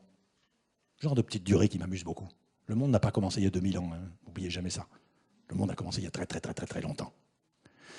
Vous laissez faire ça pendant 500 000 ans, alors à la fin, vous appliquez la loi des grands nombres là-dessus, et vous obtiendrez une idée extrêmement simple, c'est qu'il y aura bien quelque part un groupe dans lequel les hommes et les femmes sont totalement séparés. Je n'ai pas encore abordé la question du machisme, tu avances un cran là, mais garde-la pour tout à l'heure, on va y arriver. Et donc, les endroits où on est allé jusqu'au bout, c'est-à-dire que les femmes sont totalement à l'abri des hommes, y compris de leur simple regard. Mais du coup, dans la rue, les hommes sont hyper frustrés, hyper violents, bardés de kalachnikov. On appelle ça des talibans. Ça n'a aucun rapport avec la religion. C'est bien plus vieux que tout ça. On a des tas de preuves, le pire. C'est que sans arrêt, on a des preuves que ça s'est probablement passé comme ça. Je citerai 2 exemples très simples. Si un jour vous allez vous promener dans un autre lieu qui, pour des raisons mystérieuses, ne figure pas dans le catalogue Terre d'Aventure, la Syrie, je ne sais pas pourquoi, et vous avez le temple de Palmyre, le temple de Baal à Palmyre, où on vous montre un très joli haut-relief qui montre un homme qui danse entouré de ses femmes. Elles sont toutes voilées. Vous allez me dire, en Syrie, c'est normal. Oui, sauf que le temple de Baal a été construit en l'an 26 après Jésus-Christ, donc 600 ans avant l'islam. Les femmes étaient déjà voilées. Puis vous remontez encore l'épopée de Gilgamesh, 19e siècle avant Jésus-Christ. Et l'épopée de Gilgamesh, texte fondamental que tout le monde devrait lire. C'est la première épopée littéraire de l'histoire de l'humanité. Il n'y a pas plus vieux que ça. Il y a un chapitre qui commence par l'histoire de Sidouri, l'aubergiste qui est voilée parce qu'elle est mariée. Marrant comme phrase, Ouais, écrite au 19e siècle, avant Jésus-Christ. 2500 ans avant l'islam. Alors il faut une certaine dose d'ignorance pour dire que c'est l'islam qui voile les femmes. Pas du tout.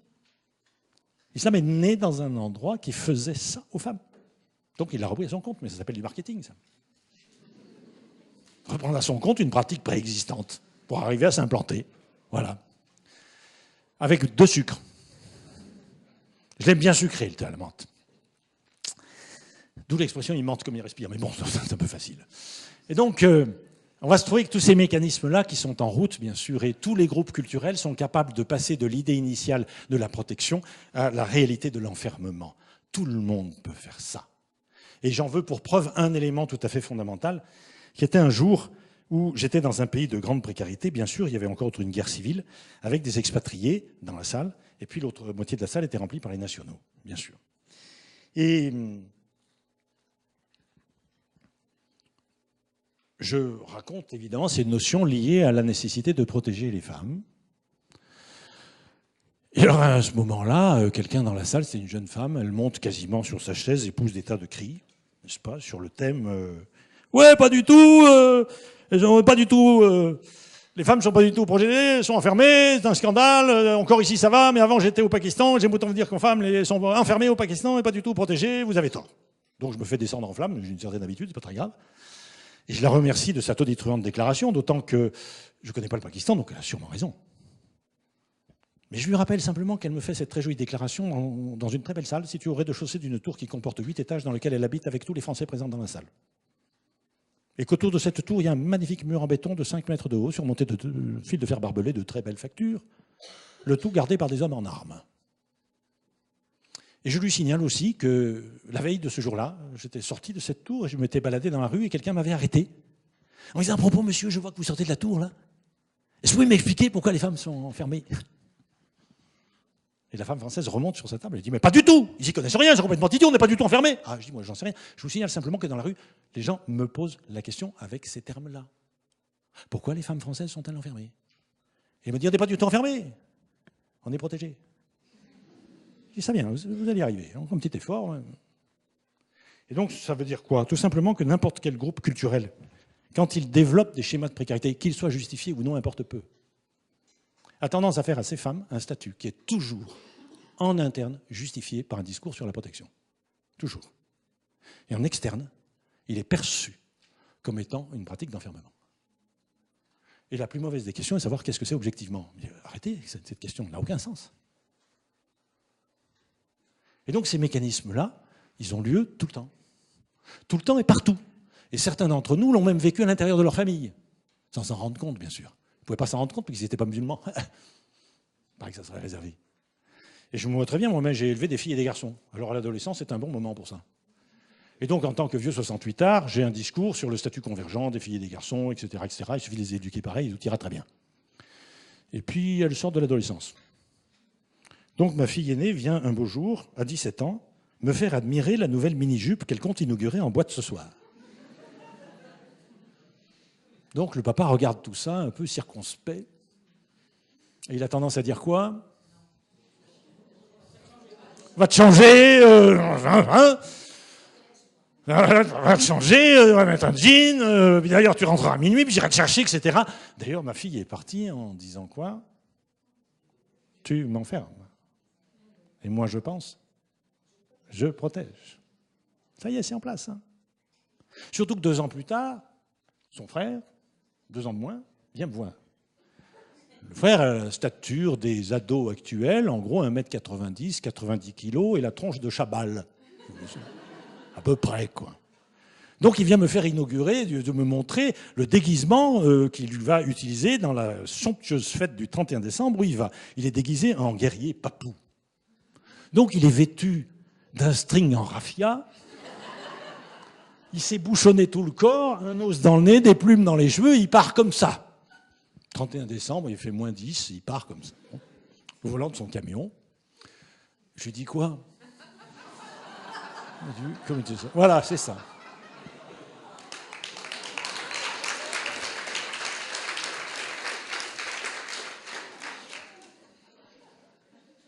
Et donc mon fils part comme ça, évidemment. Il s'est bien amusé. Et moi, je lui ai dit quoi d'ailleurs? Amuse-toi bien. Et sa sœur qui est à côté, qu'est-ce qu'elle fait? Elle gueule, bien sûr. Tous ces mécanismes-là se remettent en place à ce moment-là, partout, chez tout le monde. Il n'y a pas des groupes qui font ça et d'autres qui ne le font pas.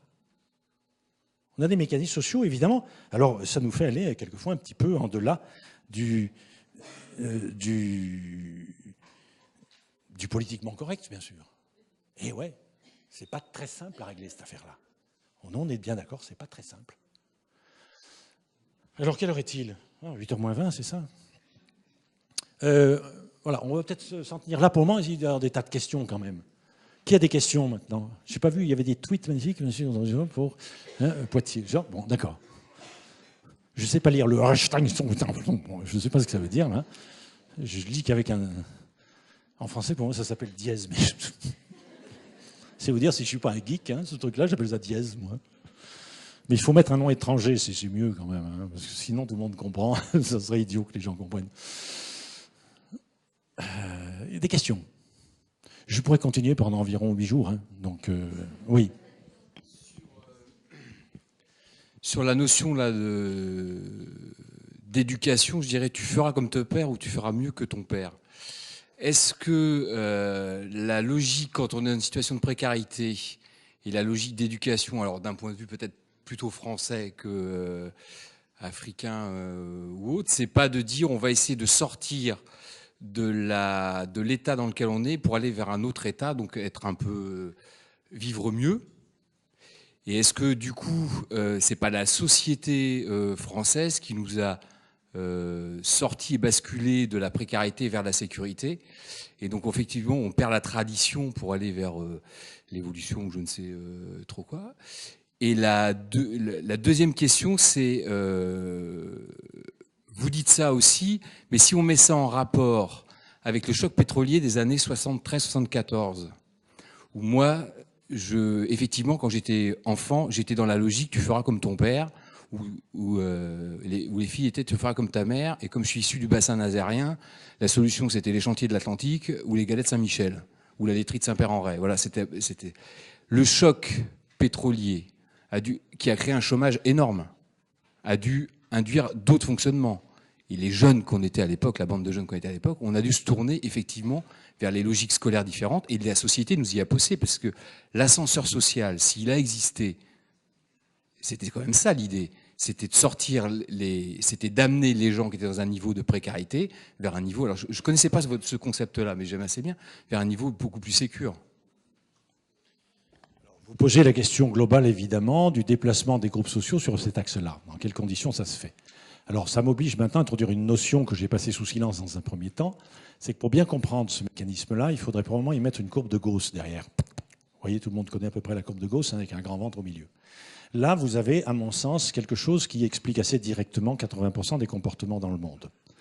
Il y a, aux deux extrémités du tableau, des mécanismes pervers et paradoxaux. Les déciles, hein, si vous connaissez la loi des grands nombres. Les déciles de l'extrême gauche et de l'extrême droite du tableau sont des déciles dans lesquels on peut inverser les mécanismes, bien entendu. Alors, qu'est-ce qu'on a comme exemple? Il y en a deux qui sont tout à fait simples. Vous avez des schémas de précarité où la précarité est telle que si on ne fait rien, on meurt. Ça existe aussi. Et c'est ça qui va alimenter la migration. Donc, on peut prendre des initiatives et prendre des risques considérables alors qu'on est formaté culturellement pour ne pas en prendre. Donc, on brûle ses vaisseaux, c'est le kit au double, c'est la migration. Vous donnez un exemple de ce que c'est que la migration et jusqu'où elle va. Deux exemples. Le premier, c'est un jeune, ce qu'on appelle les jeunes mineurs isolés. Et de temps en temps, je vais faire des enquêtes dans des foyers qui accueillent des jeunes mineurs isolés, parce qu'ils me disent des tas de choses là-dessus. Et c'est eux qui m'ont appris tout ça. Moi, j'ai rien inventé là-dedans, j'ai simplement mis en ordre ce qu'on me disait. Et il y en a un jeune comme ça qui m'a raconté son histoire, il vient du Mali. Il dit, ben voilà, un jour j'ai dû partir parce que vraiment c'était très difficile, on n'arrivait pas à survivre dans la famille, donc je suis parti. Avec la bénédiction de mes parents, il fallait que j'aille en Europe pour gagner de l'argent. Je suis allé jusqu'à la plage au Mali, sur la plage. J'ai trouvé un passeur. On est parti dans une grande barque, on était au moins 20. On allait en direction des îles. Au bout de 2 jours, le bateau a coulé. Tout le monde est mort, sauf moi. Je sais nager. J'ai été recueilli par des pêcheurs. Ils m'ont ramené sur la plage. J'ai attendu quelques jours, j'ai trouvé un deuxième passeur. On est reparti. Le bateau a coulé. Ils sont tous morts, sauf moi. J'ai trouvé encore une fois des pêcheurs, ils m'ont ramené, je suis rentré chez moi, je me suis reposé quelques semaines, je suis reparti. J'ai essayé une troisième fois. Troisième fois, ça a marché. Maintenant, je suis là, dans un foyer. J'ai dit alors, t'es resté en relation avec des jeunes du village? Il dit oui, un peu. J'ai dit, tu leur dis quoi? Je leur dis de venir. On est nourris, logés. T'as quel âge? 14 ans. Le gars a survécu à 2 naufrages. Et il dit à ses copains, il faut venir. Mort assumée. Qui est très bien décrit par quelqu'un qui a une réputation d'être seulement un humoriste, qui s'appelle Fellag. Fellag, cet humoriste algérien qui est infiniment plus qu'un humoriste, puisqu'il a entrepris de faire la psychanalyse du peuple algérien, qui le mérite bien. L'histoire d'Algérie est une histoire assez terrifiante. Et évidemment, on voit de temps en temps des Algériens qui foutent le camp alors qu'ils sont élevés sur l'idée le Drek Antalbeb ou le Bébek. Là, ils sont élevés sur ce schéma-là, et cependant, ils foutent le camp. En complète contradiction avec la logique locale. Ils vont en gros sur la plage à Tanger, ils volent un pédalo, ils traversent le détroit de Gibraltar comme ils peuvent, la moitié meurt en route, ils s'accrochent sous un camion et finalement ils terminent à Poitiers. Bon, sans papier, etc., etc. Et on dit à Fellag, mais c'est complètement contradictoire, vous n'êtes pas du tout élevé comme ça, et cependant vous prenez des risques insensés. Et Fellag a cette remarque fantastique qui répond à votre question, disant, vous avez raison, parce que pour nous comme pour les autres, partir, c'est mourir un peu. Et rester, c'est mourir beaucoup. C'est une notion fantastique, ça. Pas oublier que c'est ça qui nourrit la migration. Donc vous avez raison de signaler d'abord qu'entre ceux qui veulent faire, parce qu'ils ont un avenir suffisamment précis pour être capables de se projeter dans l'avenir, ceux-là vont être dans une mécanisme qui vont les amener vers la droite, bien entendu. Il y a ceux qui ont les comportements que je viens d'évoquer, où là, on est dans le comportement paradoxal. Et vous avez au milieu une masse considérable de population qui n'a qu'un espoir, c'est de ne pas mourir. Et elle ne bouge pas. Et on la trouve partout, cette population, y compris dans nos banlieues. Donc en réalité, vous pouvez faire cette espèce de courbe de Gauss et s'apercevoir qu'il y a 7 milliards de cas, fondamentalement. Bien entendu. Hein. D'autres questions ?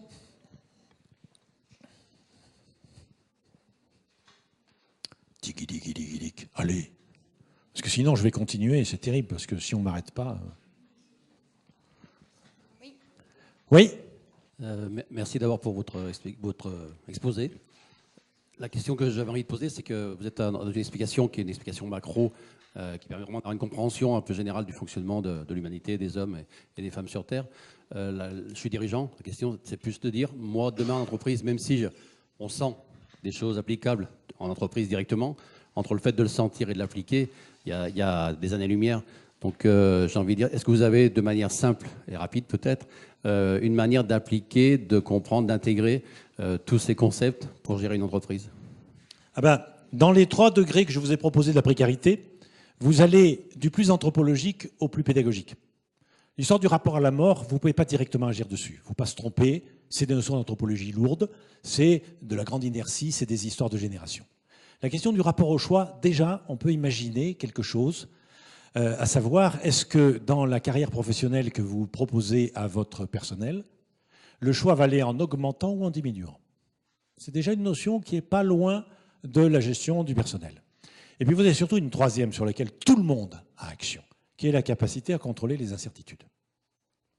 Donc regardez, si dans la trajectoire professionnelle que vous faites à des salariés quelconques, est-ce que leur capacité à contrôler les incertitudes va augmenter pendant leur carrière professionnelle ou est-ce qu'elle va diminuer ? Ça veut dire en gros formation permanente, pour être très simple. Vous pouvez aider des groupes à cheminer de la gauche vers la droite du tableau en mettant en place tous les systèmes de formation permanente. Qu'aucun salarié ne sorte de chez vous sans savoir lire et écrire correctement. Nous sommes obligés, quelquefois, vous le savez bien, de revenir à ça. Donc, avoir comme indicateur 2 indicateurs précis. Le premier, très simple et très quotidien. Est-ce que, dans le management que je mets en place, les individus améliorent leur capacité à contrôler les incertitudes ? Point numéro 1, très quotidien, très basique, formation permanente, etc., etc. Point numéro 2, est-ce qu'à la fin, ils peuvent dire « j'ai le choix » si au début, ils sont rentrés en disant « j'ai pas le choix ». Voilà 2 notions très précises. Or, nous savons aujourd'hui que la confusion très courante en économie entre croissance et développement fait que sous couvert de croissance, on réduit le choix. Moi, je dis ça, c'est du sous-développement. Si on augmente la production de quelque chose, ce qui peut-être à court terme va augmenter le bénéfice pour certains, on est d'accord. Ça n'est pas forcément du développement. Ça peut être de la croissance. Mais si ça réduit les choix, je suis navré, ce n'est pas du développement. Ce qui me fait dire d'ailleurs, pour ma part, que développement durable, vu comme ça, c'est un pléonasme. Si le développement n'est pas durable, c'est que de la croissance. Donc je n'utilise pas pour ma part le terme durable, j'utilise le mot développement, augmentation de la capacité de choix des hommes. Ça veut dire encore une fois 2 choses. 1, créer des alternatives. qu'à la fin d'un parcours, les gens aient plus le choix qu'au début. 2, et c'est indispensable, améliorer la capacité des hommes à choisir. Si vous ne faites pas le deuxième, ça ne sert à rien de créer des alternatives. Les gens ne savent pas choisir. La capacité à choisir, c'est la formation, c'est l'abstraction, c'est l'analyse. Donc il faut faire les deux. Et si on veut avoir une attitude responsable dans une entreprise, il faut vérifier sur ces 2 éléments-là qu'on va dans le bon sens. On crée des alternatives, on améliore la capacité des gens à choisir. Voilà. En fait, c'est extrêmement concret. Hein. C'est la place de la formation permanente là-dedans. Oui. Est-ce que vous jugez la création de plans de carrière comme quelque chose de bien pour une entreprise? Parce que d'un côté, on diminue l'incertitude des gens, mais on diminue aussi leur capacité de choix par l'établissement de ces plans de carrière. Vous posez les questions et vous donnez la réponse, c'est bien. Pas besoin de le faire. Non, et on sait très bien que, par exemple, quand un peuple était encore très ancré dans les schémas de précarité, les éléments de sécurité devenaient des éléments déterminants. Ma génération ne rêvait que d'avoir une trajectoire linéaire pour être sûr d'eux, etc., etc. C'était cohérent avec un contexte dans lequel l'ascenseur social marchait extrêmement bien et l'augmentation de niveau de vie était absolument gigantesque par rapport à ce qu'on connaît aujourd'hui. N'oublions jamais que dans le milieu des années 60, la France était le premier pays du monde en termes de croissance de niveau de vie par an. Et par habitant, nous tournions autour de 5% par an et par habitant. Donc, une augmentation gigantesque. Et comme on sortait des schémas de guerre, alors la sécurité paraît absolument essentielle et on rêvait d'une trajectoire professionnelle linéaire. Aujourd'hui, votre génération est contrainte de faire un truc fondamental, c'est de dissocier le mieux et le plus. Alors pour le moment, les économistes sont à la ramasse sur le sujet, complètement. Il y a des travaux exploratoires intéressants du côté de Thomas Piketty, mais sinon, la plupart des autres économistes sont complètement à la ramasse sur ce truc-là et continuent à faire la confusion entre plus et mieux en nous serinant de la croissance. Or, on sait très bien que la croissance ne reviendra pas. À coût artificiel, on va la faire monter 1,5 ou 2 pendant un an, puis ça retombera. Les travaux de Thomas Piketty nous montrent bien que la croissance moyenne de l'économie française depuis le début du XVIIIe siècle, c'est 0,8% par an. Et toute croissance supérieure se paye à un autre moment. Bon, on est sur ce schéma-là, il faut arrêter de croire qu'on peut revenir à des taux de croissance des années 60, qui n'étaient que le contre-coup de 2 guerres qui avaient ravagé le pays. Il a voulu reconstruire le pays. C'est pour ça qu'on a fait de la croissance pendant 30 ans.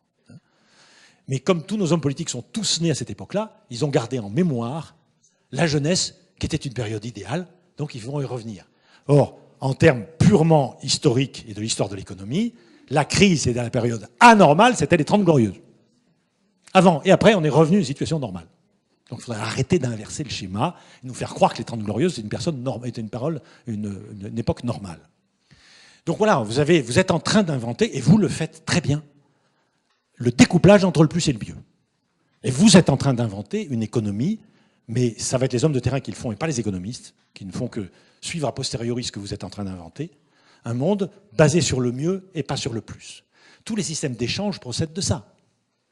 Je vois très bien l'un de mes neveux gagnant très très bien sa vie dans un labo pharmaceutique et m'expliquant que mettre 25 000 € dans une bagnole d'1,5 tonnes qui va passer 20 heures par jour garée le long d'un trottoir, il ne voit pas bien l'intérêt. Que par contre, avoir à disposition la voiture dont il a besoin quand il en a besoin, ça c'est intéressant. C'est l'usage qui l'intéresse, pas la possession. Si tout le monde fait comme ça, l'économie de l'automobile se casse la gueule. Hein. Mais c'est en train de venir. Bien entendu. Tout ce qui est sur le partage, et actuellement, tous les 2 jours, on a de grandes enquêtes sur la multiplication du partage, c'est ça. C'est le mieux et non pas le plus. Quand les gens apprennent que ma femme, qui est professeure de français parfaitement rodée, ayant une très grande notoriété dans la région, comme celle qui récupère les gamins les plus en difficulté, elle échange sans problème 1 heure de cours particulier de français contre 1 heure de ménage, ça lui paraît extrêmement normal, parce qu'elle dit, attends, c'est 1 heure de boulot pour chacun. Pourquoi vous voulez un d'un côté, 2 de l'autre, je sais pas quoi. Bon. Et tous ces mécanismes-là, ben, j'ai même pas le temps de le voir. Et tu me zibles les dessins, là. Oh, pas une dernière, on a encore toute la nuit. Je vous écoute. Bonsoir. Dans une remarque, il y a 2 mots clés, entre autres, risque et opportunité. En japonais, le mot crise est une superposition de 2 idéogrammes, l'un qui veut dire risque et l'autre qui veut dire opportunité. Absolument. Mais c'est en chinois. C'est peut-être en chinois. Oui. J'avais entendu que c'est en japonais. Oui, mais ça n'a pas d'importance. Il y a peut-être un mot que j'aimerais bien voir, c'est le mot créativité. Parce que quand on va en Afrique, par exemple, ou dans des pays où il fait soleil, entre autres, il y a cette capacité système D, le système des merdes. Et quand je vois les formules, tu feras comme ton père, par exemple, ou tu feras mieux que ton père, qui me rappelle des choses que j'ai lues à Silo Développement, d'accord Il a survécu à l'opération. Ce qui m'interroge, c'est le contexte actuel, au niveau mondial, européen, français, fait que j'ai l'impression qu'il y a pas mal de parents qui disent tu vas essayer de faire, fiston ou ma fille, Bien sûr. à peu près comme moi, mais c'est pas sûr que tu arrives à faire comme moi ou aussi bien que moi. Absolument. Et comment on arrive à donner de l'appétit à des ados dans ce contexte? Sûrement, entre autres, en les mettant pas dans un moule, et l'éducation nationale, enfin la formation en général, a peut-être tendance à faire trop de formatage. Et il faudra développer plus cette créativité. Mais l'enjeu, il est là. Donner envie à des jeunes de... Mais vous tournez autour du même sujet. C'est-à-dire que par rapport à ce schéma-là, qui est un schéma extrêmement grossier, qui est que le premier étage que je vous dis, parce que j'ai d'autres outils beaucoup plus fins que ceux-là, mais qui viennent après. Donc je n'ai pas le temps dans une soirée de faire plus. Vous ramenez ce dossier sur une notion fondamentale. Pendant longtemps, on a cru que tous les peuples devaient aller vers la droite du tableau. En gros, du début du XVIIe siècle jusqu'à la fin du XXe, on va faire les choses très très globalement, chaque génération s'est installée à droite de la génération précédente dans nos pays. On en a conçu une idée folle, c'est le sens de l'histoire. C'est une idée complètement folle. Donc on a cru que le monde irait toujours dans ce sens-là, et que chaque génération irait toujours vers la droite du tableau. Il se trouve que j'appartiens à la dernière génération qui est allée vers la droite du tableau. Et entre ma génération et nos enfants, qui ont une trentaine d'années, eux, ils repartent vers la gauche du tableau. De plein de façons. Et tout à fait réalistes. Ils savent que leur système de retraite sera moins bon que le nôtre. Ils savent que leur système de protection sociale sera moins bon que le nôtre. Ils savent que leur carrière professionnelle sera beaucoup plus heurtée que la nôtre. Ça ne pose même plus de problème. C'est une donnée acquise. Ça n'est même plus un problème. Donc la question qui se pose à eux, c'est, on risque de retourner vers la précarité, comment garder la créativité? C'est ça fondamentalement. Alors ils le font très spontanément, en découplant le plus et le mieux. Et ils nous disent, au lieu de travailler plus pour gagner plus, ils nous disent non, travaillez mieux pour vivre mieux. Quand bien même nous avons déjà acté que notre niveau de vie sera inférieur à celui de nos parents. Mais comme ils découplent les deux, ils garderont un fort sentiment de sécurité tout en acceptant une baisse de niveau de vie. C'est là qu'il se fait le découplage.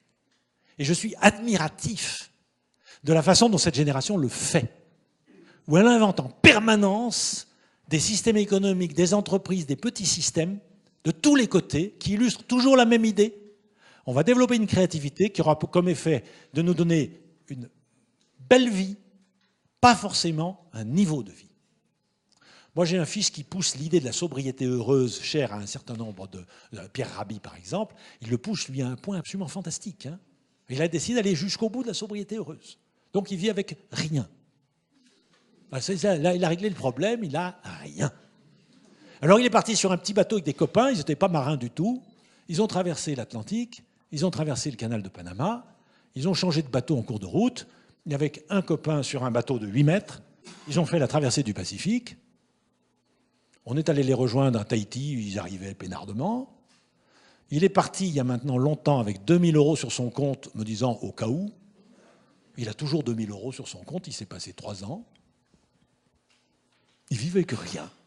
Il dit quand on a faim, on va pêcher les poissons. Et puis on va en offrir aux gens qui nous donnent des noix de coco et un peu de riz. Et voilà. Heureux comme un roi. Hein. Tout va très bien. Alors lui, il pousse évidemment le bouchon très très loin. Il n'a pas de famille, etc.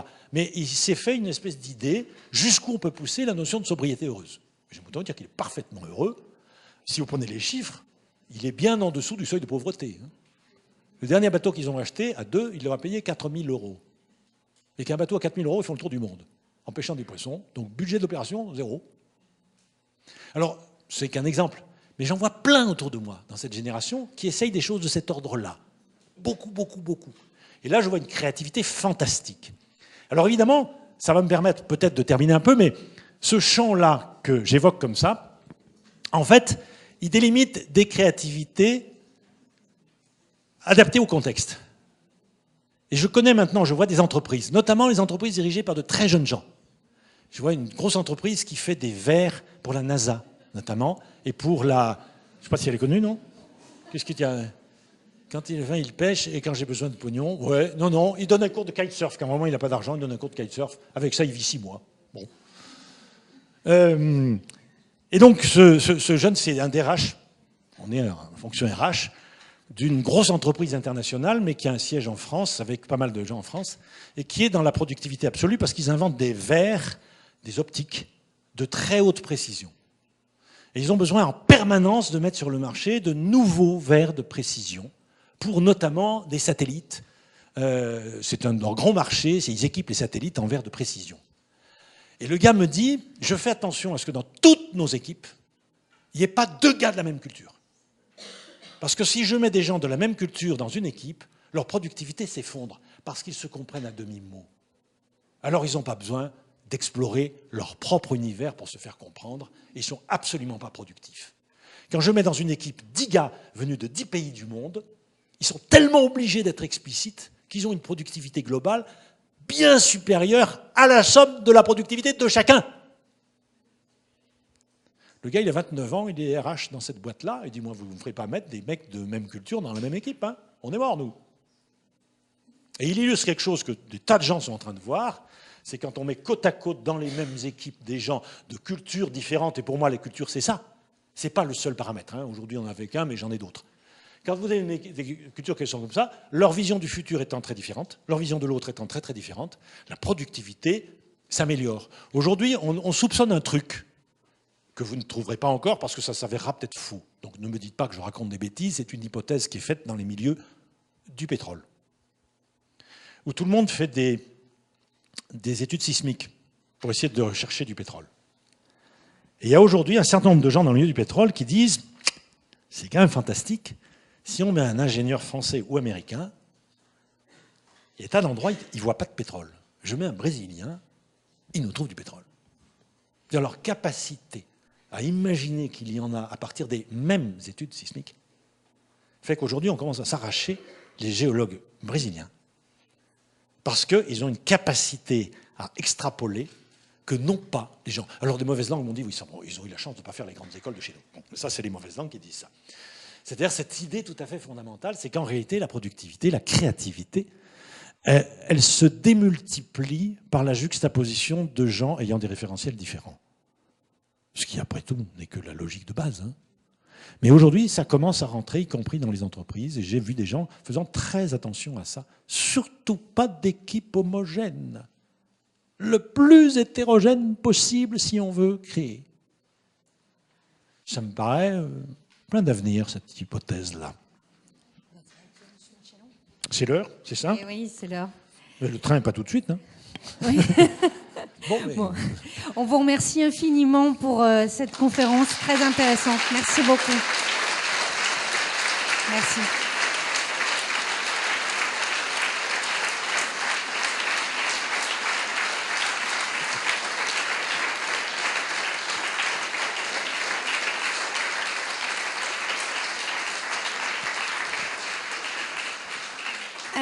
Alors, je crois que vous l'avez compris, on doit également applaudir Monsieur Antoine Chéreau, qui était caché au fond de la salle et qui nous a illustré la conférence de ses multiples dessins. Je vous demande d'applaudir Antoine Chéreau.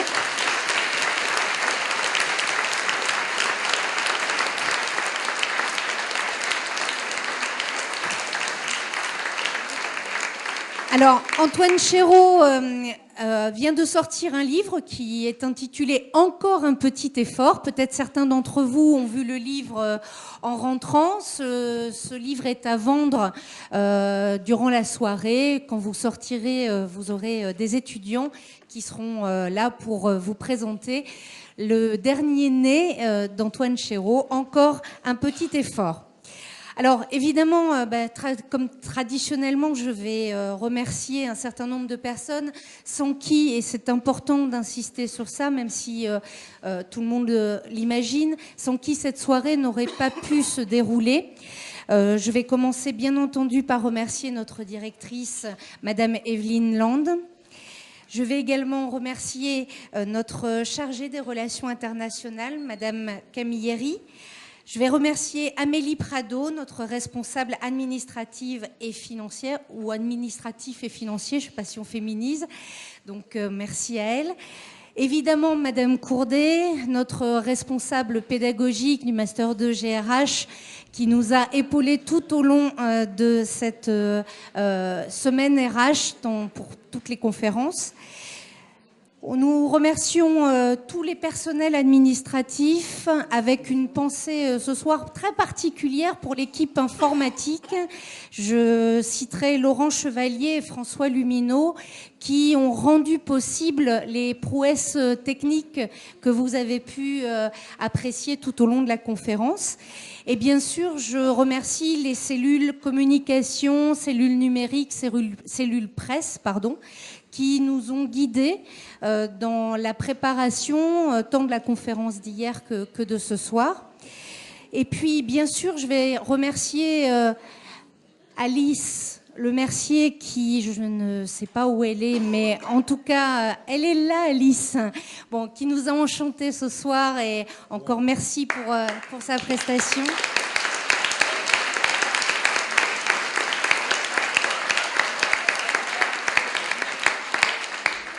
Je vous propose également de remercier tous les étudiants du Master 2 GRH qui ont œuvré à leur manière par le biais du blog, de la lettre RH et de plein de petites tâches diverses et variées. Donc merci à eux tous. Ouais.